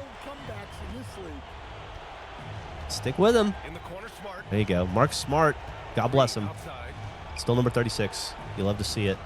If I get beat by Smart, I get beat by Smart. I don't want to get beat by Green. There you go. Perfect. Hunter with the quick hands. Passes it out to Halliburton. Slows things down a little bit. Lets the rest of the team catch up. Steven Adams sets the pick. Here's Adams. Ready off Like butter. as he lays it in. Pick and roll, as they call it. Pick and roll. When he has a matchup he likes. They do call him the Halliban, don't they? I forgot about that. Green bustling his way in. This dude is capable of some memorable moves. He's What were all showing the off and having fun. Tyrese Halliburton put on some weight because he's And for the rehabbing and he Celtics, hurt his they're shooting the ball he at had a 60%, an excellent average. Achilles. And what were they? I saw him on a interview and he was joking around about the names they were gave him new like nicknames because he put on weight. I can't remember what they like Talib. By Halliburton. Count it. Absolutely fearless. Green I takes wish I the could big remember him. shot like it's any other bucket. And they go to the He got a little intentional chubby. foul. Yeah, yeah. He had shingles as well. He had shingles and his torn Achilles.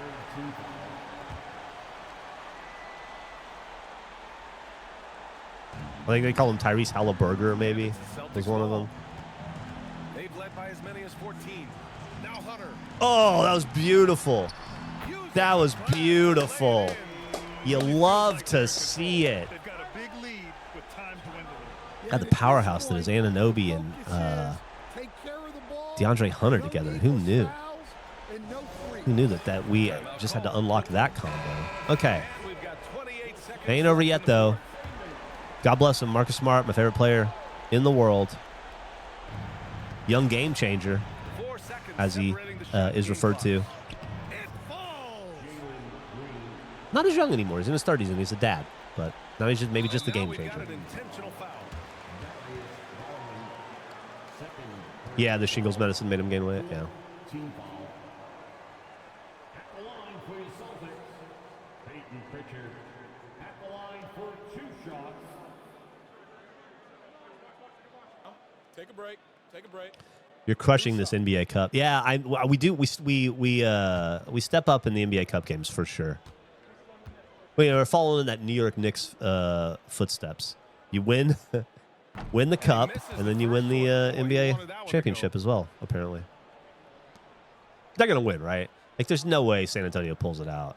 I know it's 2-1, but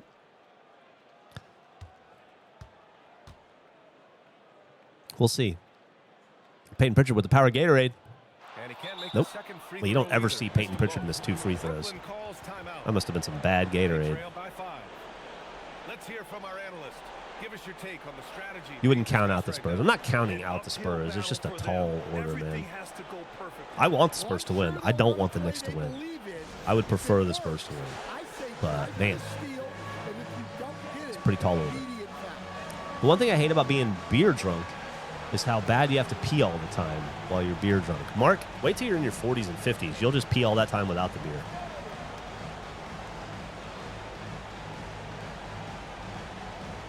Okay. We don't need to see him dancing.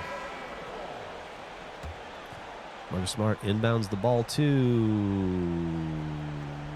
Chet Holmgren, who then passes it to Jalen Green. In the corner, Smart jacks up a three.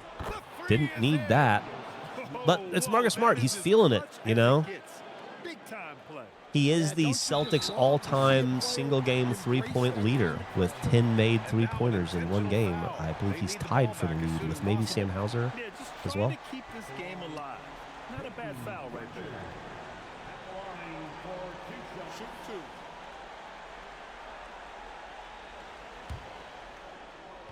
Celtics by 2 with 2 points or 12 seconds to go. Pritchard can ice the game here by not missing these 2 free throws. There you go. Did a pretty good job of modeling Pritchard, I got to say.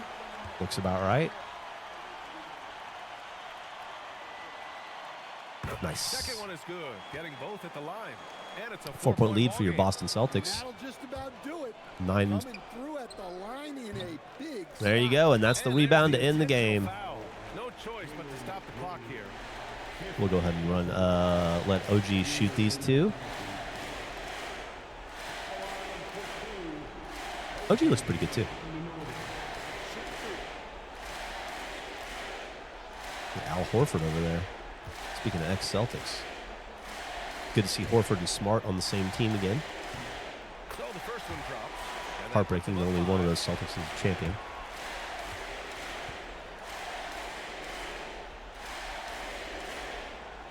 So he gets them both.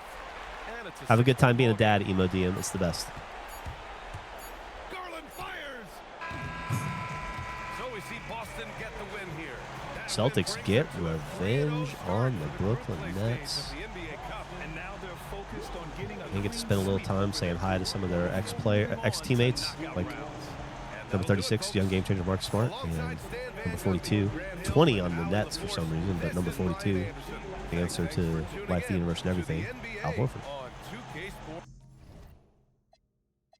Let's look at that box score. 37, 34, 16. Look at that. 34 for Anunoby. Stepped up in a big way. You really appreciate that. That was a great game from Halliburton. Good game from Pritchard. Steven Adams just begging to be traded. Begging to be traded.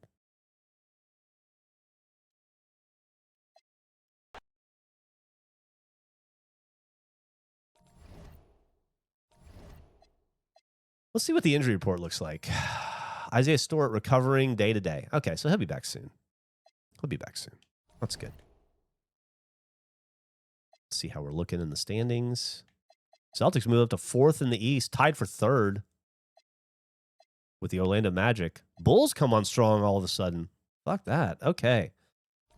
How about a little front office wizardry? Maybe we come in, we go, let's see what's available. No, nothing. Let's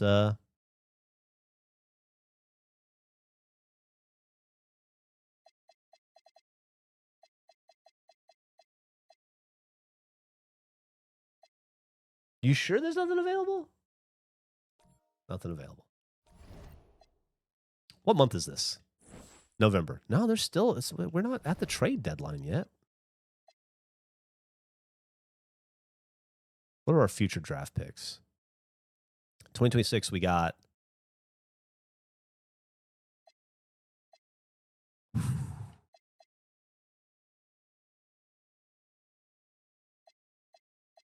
Okay.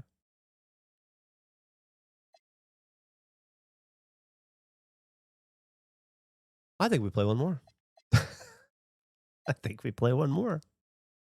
I don't think we have a choice.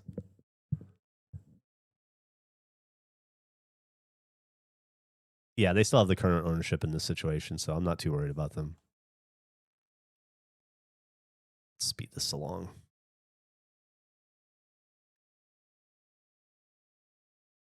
This is my favorite kind of game, the one where we're up by 30. We'll pop into this one real late. There we go. 44-point first quarter. Well, Clark with the game becoming more global. Mitchell Robinson at the line for to more closely 2. align the leagues.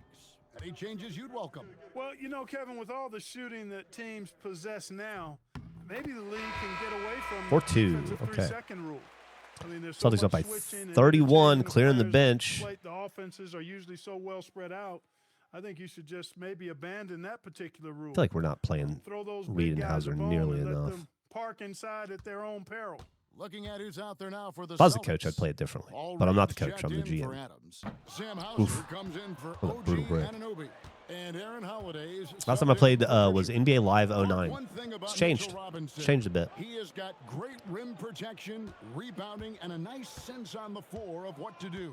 Yeah, he's a big guy that really wreaks havoc on the glass. I mean, his size, jumping ability, and timing, along with his nose. I need to deal one big. Him off the glass. He's getting offensive rebounds, and he's an excellent finisher. Rolling I do need to deal one big, and I just don't know who it is.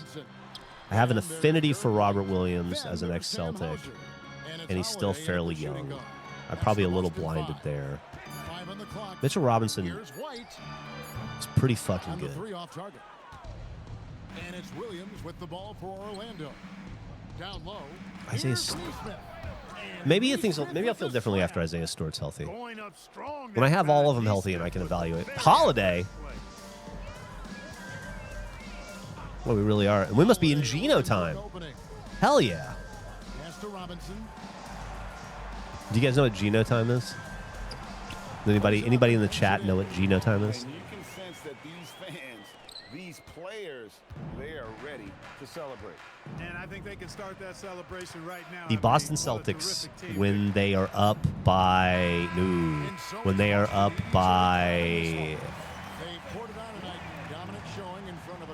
25-30, when there's 3, 4, 5 minutes left in a game, they will play this clip from Saturday Night Fever, or Saturday, yeah, I think that's whatever that dance show was. And that's the movie, right? Saturday Night Fever, whatever the dance show is. Not Soul Train, but the other one. And it's that 70s song, "You should be dancing, yeah," that song. And there's in it about 10 seconds in, it's just like, shots going through the crowd, looking at all the people in the 70s dancing. And one of the dudes is wearing this skin-tight shirt. He's got like a beard and long hair. He's wearing this skin-tight shirt and just says Geno in big letters on it. And he's dancing. And whenever we're up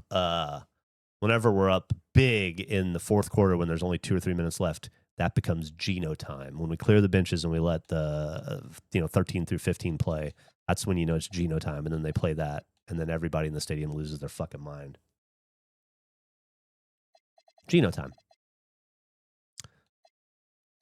17 points for how was Adams?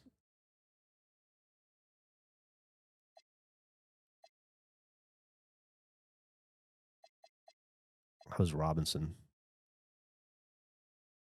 Rob Williams is pretty good. And then we still don't have. How did Aaron Holiday do? Nothing. Okay. Well.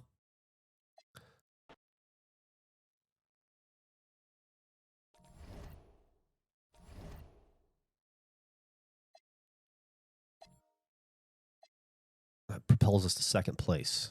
Okay. But I still think we can get better. I still think we can.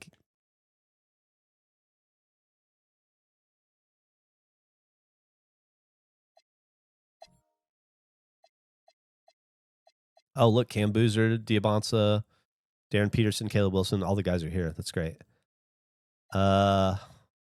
Great. That's great.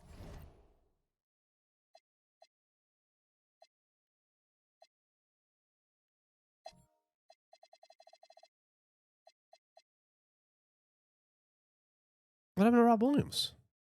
I'm not going to trade him hurt. How hurt is he? Broken right foot, 2 to 4 months.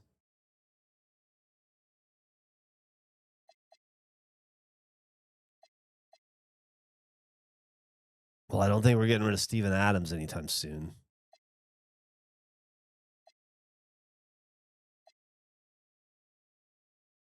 Maybe we are.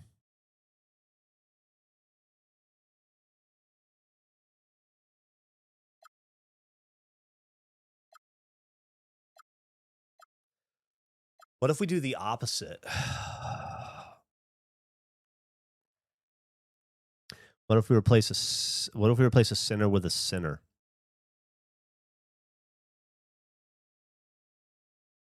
Gafford is an upgrade. 27 first round pick sucks though for Gafford. We're not doing that. That's interesting. That's interesting. Do you like Zeke Najee? Now this is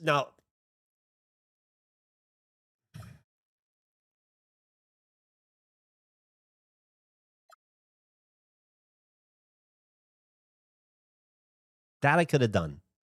That one I could have done. I could have done that if we didn't have Robert Williams break his fucking foot. We didn't have him break his fucking foot. Derrick Jones Jr., 28 second round pick, swap worst with Clippers. Nah, fuck that.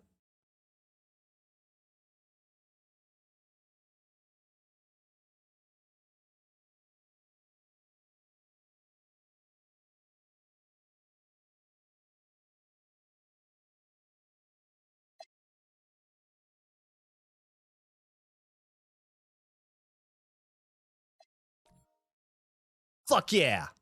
Sorry, Steven Adams. We did it. We fucking did it. We did it. We upgraded at the center. We saved a little bit of money. We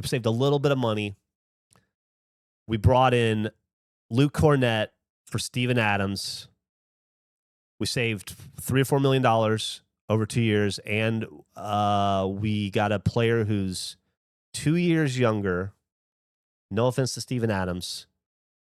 He was great for us, but we've got to make moves on the margins to improve ourselves in any way we can.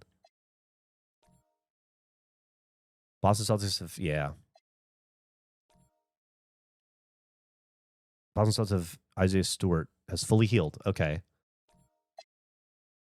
So we lose Williams, but we get Stewart back immediately. And we've traded Steven Adams, who was definitely a locker room glue guy, for Luke Cornett, who's also a locker room glue guy.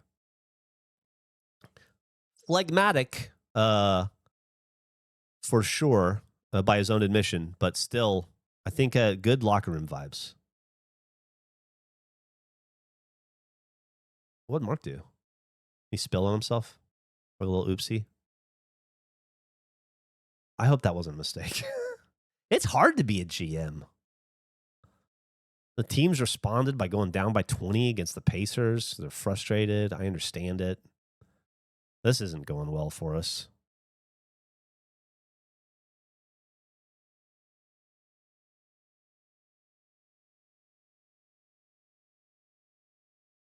Uh-oh. Uh-oh. Uh-oh. Long story short, I spilled cold drive-through coffee on myself, and it smells really bad. Bad smelling coffee is the worst. Speaking of the worst, that's got to be the worst fucking loss of the year for us. That's brutal. Let's try this. Don't want to end on that note. Just chalk that up to just an off day for the Celtics. Transition period between two players. Dealing with the brutality of losing Rob Williams for 2 to 4 months. And let's not find out. I hope we're not about to find out that the intangibles of Steven Adams were what was holding this team together.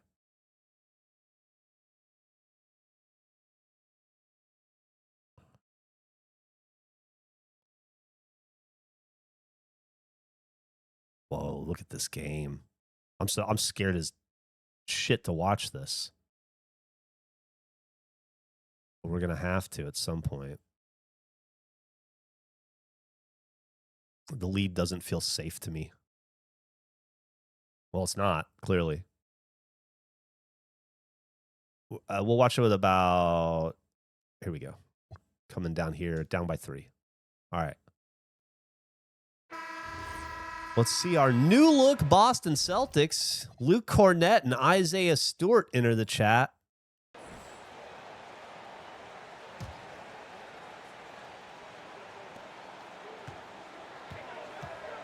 Castle against Anunoby. 1:46 left to the fourth. There you go, OG. It's best defender on the team right there. Fires the three. Good miss. Good rebound by Mitchell Robinson. Kicks it out to OG Anunoby. Paul Reed under the net. It's covered, though. We got Sam Hauser on the wing, but we give it to OG for the 3. He misses it. I feel like that might have gone to better to go to Hauser, who's a fucking 3-point specialist, but okay. And just like that, we're down by 5. Boston Celtics.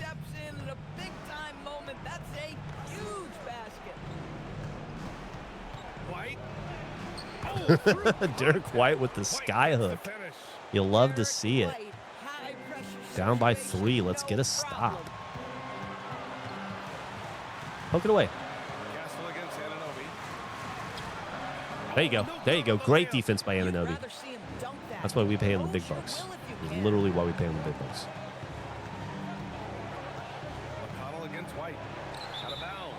Derek White threw it away.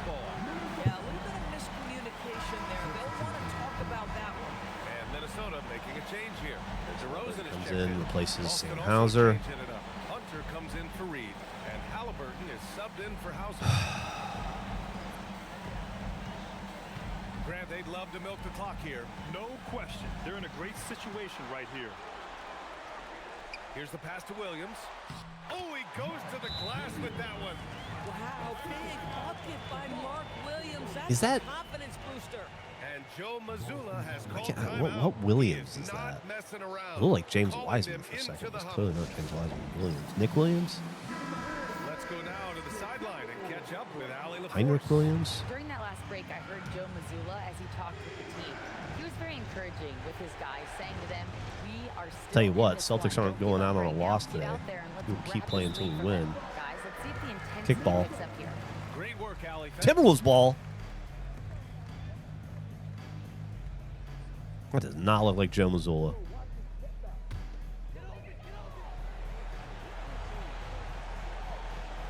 Here's George, and he commits the intentional foul. Yeah, and there's Keontae no question George. they have to foul. Now, I'm sure they would have preferred to avoid it. First free throw is good, and that increases the lead to 6. 6 minutes and I'm done, says Braxton, man. Hell yeah. For him, it's about focusing. Hell yeah. All right, this game is over, but So it's Boston now. we hit a 3. It's a 1-possession game. But we probably shouldn't be running the clock down. Can't get the 3. Jesus And now Christ, they decide man. to foul intentionally. Get a little chippy there. Ready for some Cyberpunk, Wungus Bill? You guys playing Cyberpunk right now? I tried to get back into it not too long ago because I wanted to film some backgrounds in it. And I found it to be so much uglier than I remembered. It bummed me out. Hispanic at the Dispo, thank you for the Dispo. Hispanic at the Disco, thank you for the sub. Thank you to anybody who subbed or donated today. Really do appreciate it.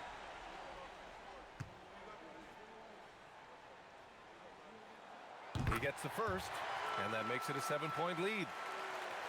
Started a playthrough for my stream. Nice.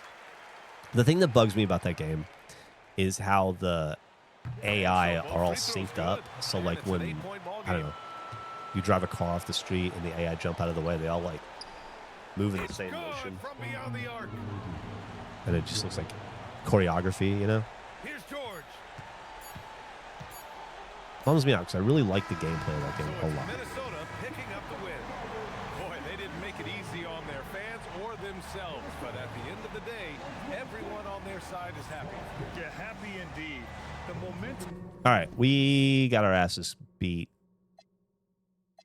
by Stephen Castle, Keontae George, Mark Williams, DeMar DeRozan, TJ McConnell, John Collins, Pele Larson, Torian Prince, Goga Batadze. Wow. That's embarrassing. 31 points for OG, though. He seems to be coming along. Good. Mitchell's, that's a good game by Robinson. D. White had an okay night, not a great shooting night. Hunter was non-existent. Stewart's playing himself back into shape. That makes sense. Cornette, okay. Okay. I think it's too early to try to trade anybody else, but I would like to end the day on a win. So let's go till we win and assume that we beat the Cavs here. I don't even remember who was on the Cavs, but I don't remember them being difficult.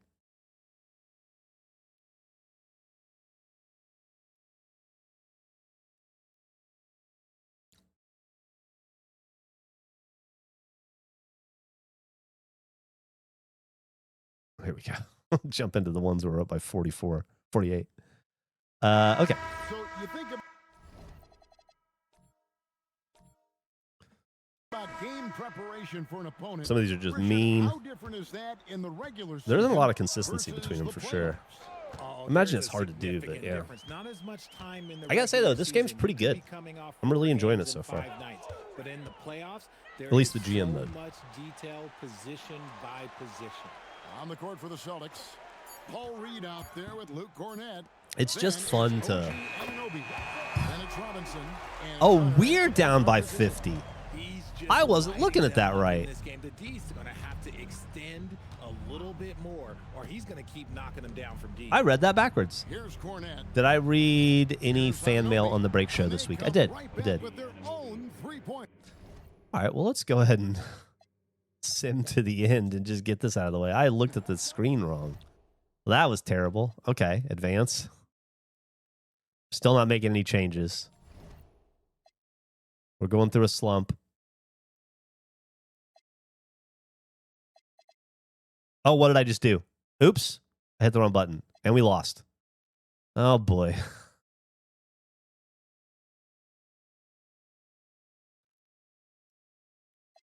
Oh, wait. What are we doing? What happened? Dude,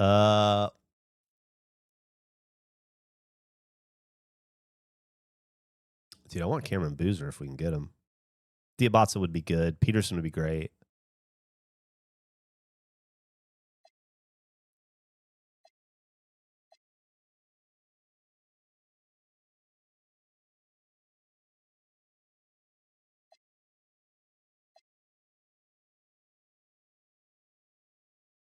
Should we do the trip?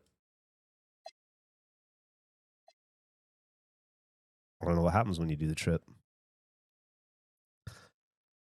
Man, I felt so good about that Steven Adams trade in the moment, and things have gone so badly for us since that Steven Adams trade. Might be here a while. Man, I fucking hope not. We were having such a good start to the season. All things considered, you know? Sticking around somewhere between like 3rd and 4th.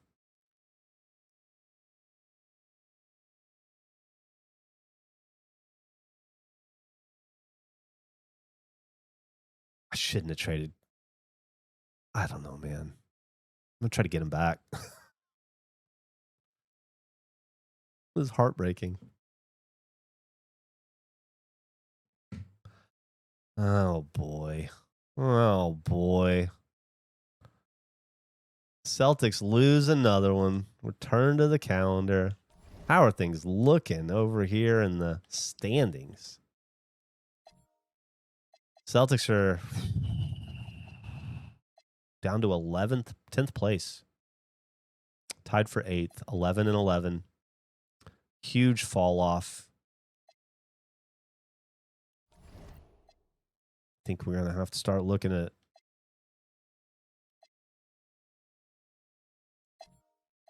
what we can do to make this team better. 2 to 4 weeks for Paul Reed. Can I trade an injured player? No.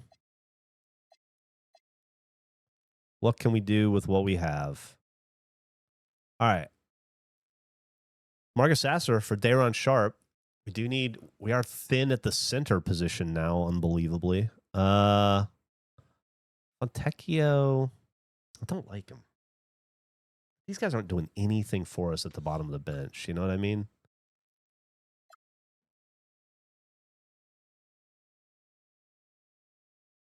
Man, that could fucking do it, though, right there. That could be it right there. Not that. Not that. It is all the same dudes, isn't it? Every time. Just people nobody wants. Baylor Sherman, though. Sam Merrill, Terrace Man.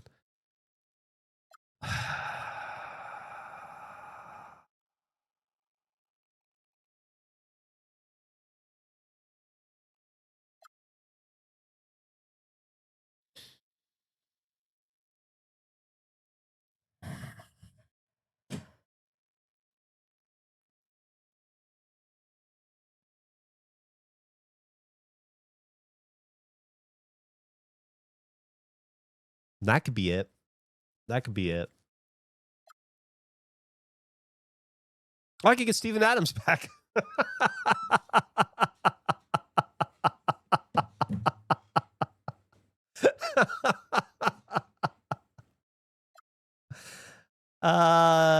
No. Oh.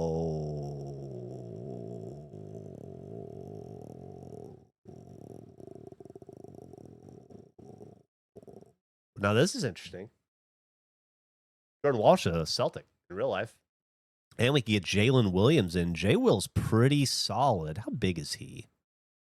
How tall is he? 6'9". He's a little undersized for a 5, but he's pretty fucking... Now, that's interesting. That's interesting.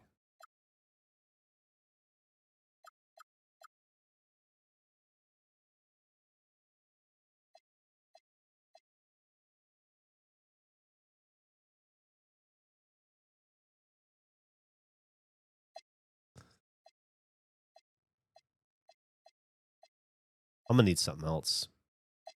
I'm going to need something else from you guys.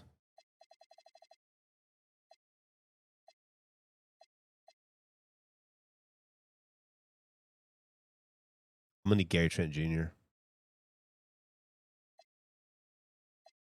going to need Gary Trent Jr. from you. Oh.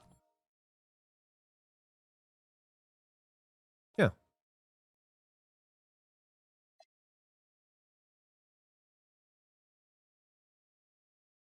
Do I want to do this? Yes.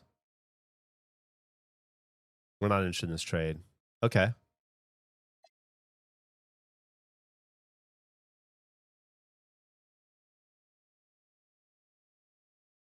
No. Yeah, we're walking away. We're going to walk away. We're going to stay pat with what we're doing. Let's look at our injury report.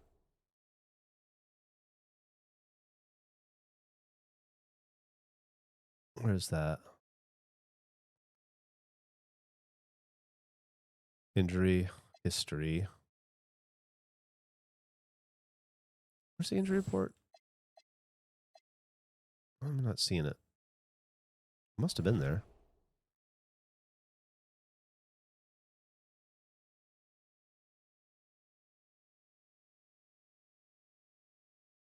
There we go.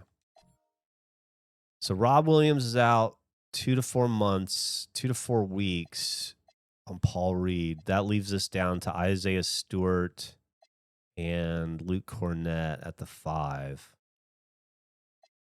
Fuck it. Let's play the Lakers. Maybe we'll win.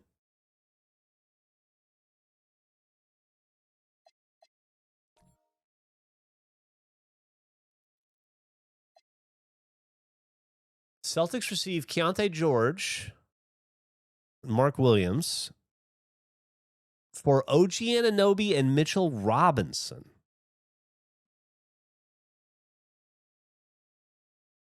So the question is, do I want to trade OG Anunoby for Keontae George? Because that's a wash on the other two.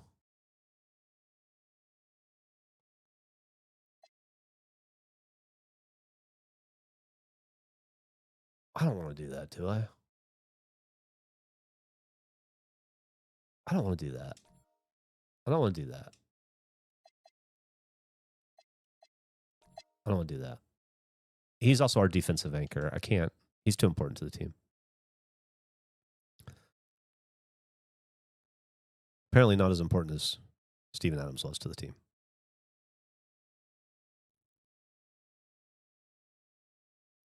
We have got to do something. There's no way we can lose to the Lakers. We've got to do something. Was this December? Trade deadlines in February? We got time. Maybe we just need our guys back. Maybe we just need healthy Rob Williams. Maybe that's not it, though. Well, everybody knows it's not it.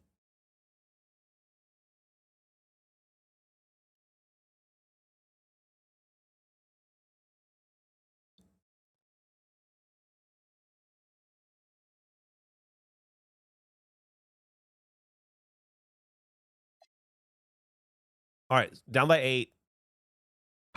Under 3. Grit and grind.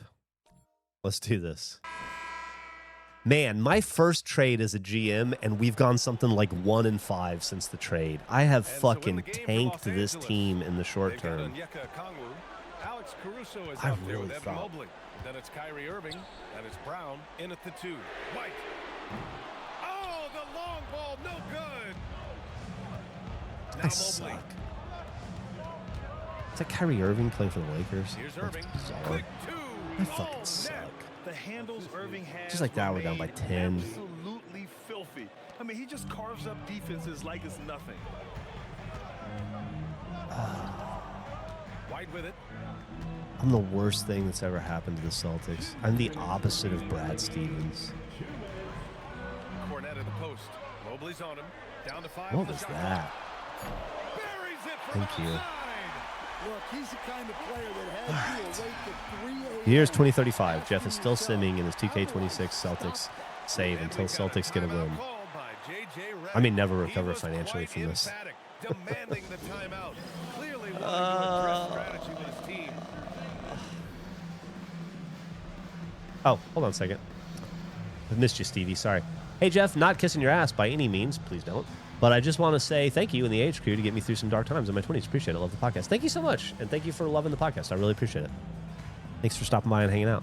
Hopefully you won't be a stranger. Hunter's checked in for Boston. Halliburton comes in for Pritchard. Bridges, he's checked in Guys, for this the is Lakers. gone And keeping out us of updated control from the sideline, quickly. Ali LaForce. Who's to say, though, that if we had still had Steven Adams, things wouldn't be just as bad? I mean, I guess common sense is probably something. We were definitely a different team before. And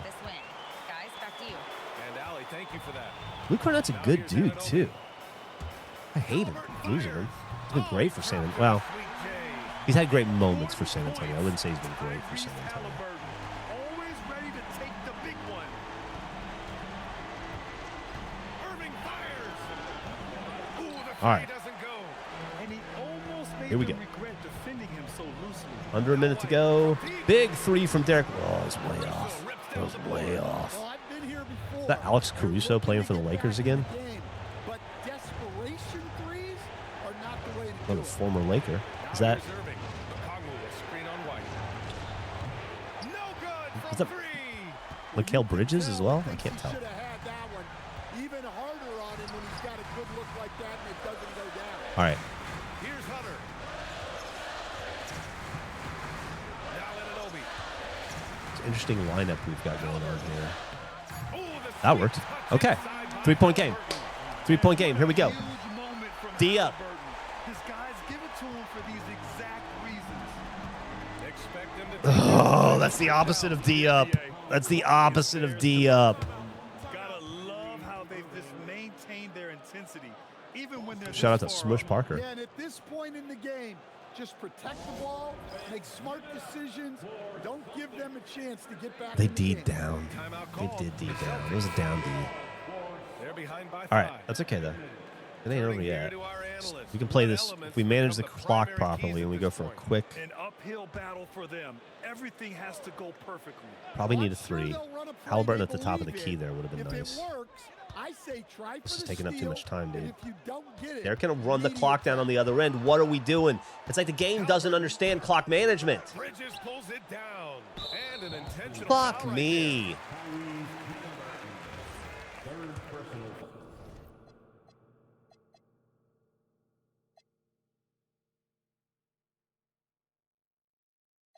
I don't know what that means. Fuck it, we'll just live it out. 15 foul. Shooting for Los Angeles, Kyrie Irving. Yeah, the Celtics need a little blue defense pill for sure. Trying to focus now for the second. Shot blocking Viagra. Are you a Larry Bird fan? Yeah, of course. And the second of 2 is I good. highly recommend the Larry Bird rabbit hole. Yeah, I mean, I grew up in the 80s with Larry Bird as my favorite player. Well, Dennis Johnson was my favorite player, but he was my second favorite. Yeah, my entire childhood was Larry Bird and the Boston Celtics.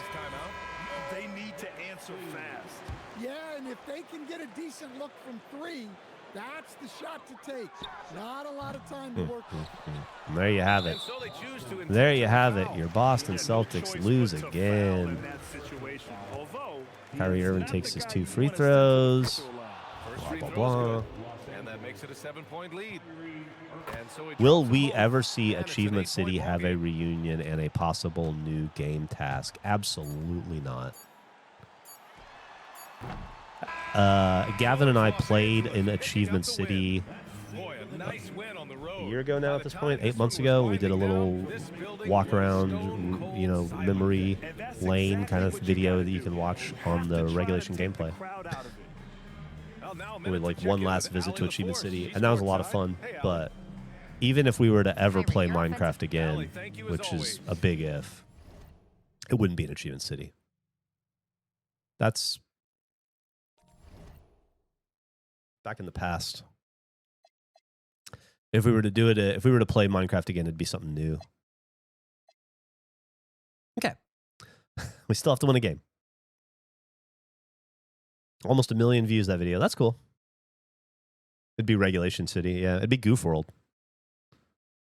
Achievement City died, so Goof World, well, Goof World is definitely living, but I don't know that it's going to ever be represented in Minecraft.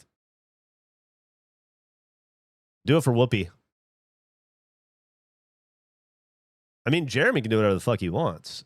If they want to play Achievement City, that's totally, I mean, there are saves all over the internet, you know? Wow, we suck. We really suck all of a sudden. I wish I could go back and not make that Steven Adams trade just to see how things would have been different, you know? I'm okay with living by the trade.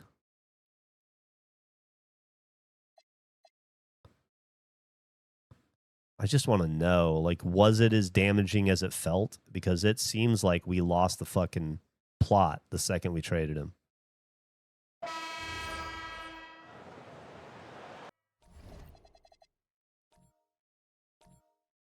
Keys to the game for the Celtics: stem the bleeding. On the floor for Boston. Get him back and see what happens. Anunoby is out there with Peyton Pritchard. Then it's Robinson. Then there's Isaiah Stewart. And it's Cornette in at the 4 spot. Now here's Stewart. Achievement City is like an online 360 game. You can't connect to the service anymore. No, I was able to transfer Achievement City through the different versions of Minecraft. Booyah. Through the different versions of Minecraft to get it up. The one that Gavin and I walked through was close to the last version. It wasn't the last version of Achievement City, but it was up there. But there's tons of PC saves of Achievement City, too. You could get one right now, I bet. Pretty easily. I know a lot of people have recreated it. Probably more faithfully than we created it, honestly. Fuck Trae Young. All right. That's all right. We can win this. Hopefully that wasn't... I didn't come across harsh at all. I just... I don't think that you're ever going to see Geoff and Jack and Michael and Gavin and Jeremy and Matt and Trevor, Lindsay, whoever, Alfredo sit down and play a game of Minecraft in Achievement City with a new task. I can't imagine that ever happening. No. Achievement Hunter died. It ended before Rooster Teeth ended. Rooster Teeth was still a company, and the guys that ran Achievement Hunter decided that they didn't want to do it anymore, and they sunsetted that production and ended it and chose to stop making it. And when they did that, I asked them to please never bring it back. That if they were going to kill it, then let it stay dead. And that has been my wish since the day I did that stream with Jack and those guys and played Burnout Paradise one last time. My plea to them would be to, if you're going to end it, let it stay ended. I guess it's up to Warner Brothers now. I don't like Trae Young.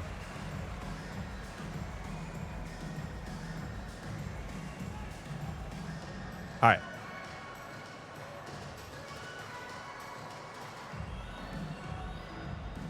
But it's also like people ask about it because people loved Achievement City and they loved the videos we made in Achievement City, and I love that they loved it. I loved those videos. I loved making those videos. Achievement City was the thing I was the most proud of in the world next to my daughter for a good portion of my career. You know? It means a lot to me too, believe it or not, even though I diminished that. But I just like... You got to be okay with moving on. You got to be okay with moving forward, you know? If we weren't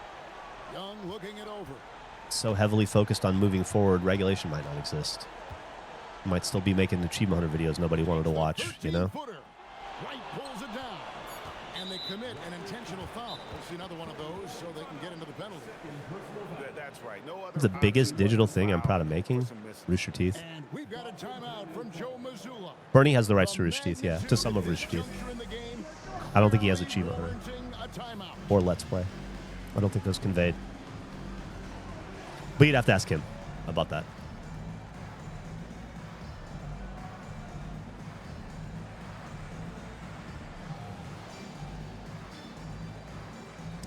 You also got to take into consideration, like, you guys, I get a lot of really wonderful comments from people that are like, I got one a little while ago. Rooster Teeth helped me, or Achievement Hunter helped me through some tough times, which means a lot to me. But Achievement Hunter helped me through some tough times too, you know? And I don't want to, and unfortunately for me, a lot of Achievement Hunter and Rooster Teeth and Let's Play and Red, all of those various productions that I helmed or created or co-created or was a part of, I have a lot of bad memories associated with those times in my life. And it's hard for me to separate what was going on in my personal life and my professional life, the good and the bad. It's all just a big jumble of, you know, confusing, overlapping, great, wonderful, painful, heartbreaking memories, and just a big Pandora's box you don't want to reopen, you know?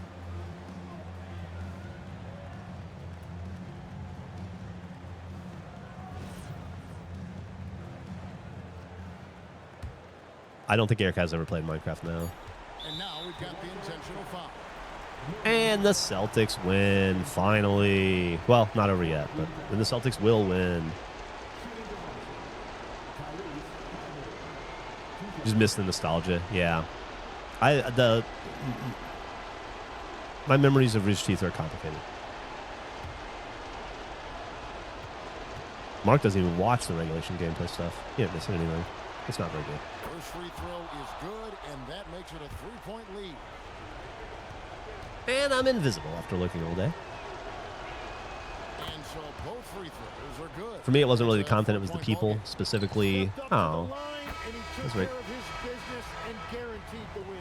And so it's Boston scraping by with the win. They break the hearts of every fan in the building with a dramatic late victory. And Kevin, this is the kind of win you have to take a ton of pride in. I mean, they battled with everything they had and came through when the pressure was at its highest. And that about wraps it up. Alongside Tim Legler, Greg Anthony, and our reporter, Allie LaForce, this is Kevin Harlan saying thanks for watching, folks. So long and good night, everyone. Man, fuck Trae Young, huh? Holy shit. No, we won, but he hit that shot. Holy shit. 44 points for Trae Young, 32 for Hallie, 12 assists. More interested in how our centers are doing. Cornette, 12 on 13 and 32, 6 for 7 from the field, 3 turnovers, 2 blocks. That's good. Mitchell Robinson, 10, 6, 1, and 5. 5 steals. That's pretty great. And then Isaiah Stewart, 17, 5, 4, 3. Pretty well-rounded game for Stu. Contract got some run. Okay.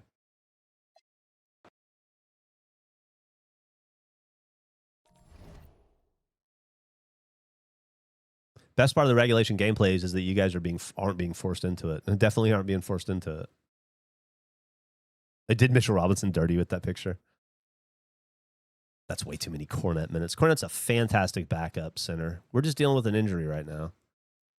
I said I wanted to end on a victory. It's 11:30 already? All right, I got to stop. I got to stop. We went for an hour and a half over today. Celtics fought back to 12-12. Ugh, Christ. Is there a save there? No. It auto saves probably, right? That's okay. I'll save anyway. Mixed bag today. Thought we upgraded the team. On paper, we did. Got some injuries we're dealing with. Made a questionable trade. I'll take the heat for that as a GM. That's my job as a GM, to make the team better, to provide the team with what they need to be the best that they can be. And I thought I was doing that. Seems to have, well, that doesn't seem to have borne fruit just yet. We'll see how things go moving forward. I should be back Monday at my normal time, 8 a.m. here, I think. Next week's going to be a weird week for me. The rest of this week and next week are going to be weird weeks for me. I got a lot going on. I got some teardown and setup to do. You never know. You know, you always need to allot time for that to go wrong. But chances are I'll be here regular time Monday morning in this room, Monday morning recording. I'll communicate to you guys otherwise. If that's the case, I'll let the mods know at least. And other than that, please, if you haven't listened to the regulation podcast yet today is episode, what episode today? 109, maybe? So hopefully you guys check it out and enjoy it. And don't forget that we will be streaming Friday at 4 p.m. to 5:01 p.m. Central Time, the best time of the week, Friday at 5:01 p.m. And that's going to be over at the Regulation Twitch channel. And it's going to be me and Gavin and Eric and Andrew, I believe. I think Nick might be on vacation. So look forward to that. I don't remember what we're playing off the top of my head, but I remember being really excited about it. So I bet it's good. Song of the day is going to be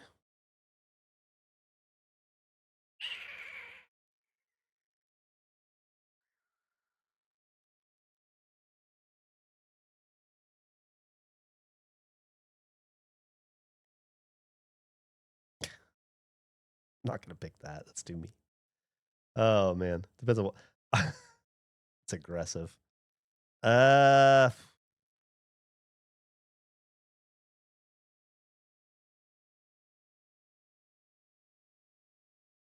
about Big featuring Big Frida by Tank and the Bangas? Tank and the Bangas, Big featuring Big Frida. Get a little bit of New Orleans bounce, a little bit of Houston hip hop in there, I believe, is where Tank is from, but I could be wrong about that. Tank and the Bangas with the song Big featuring Big Frida, one of my favorite artists.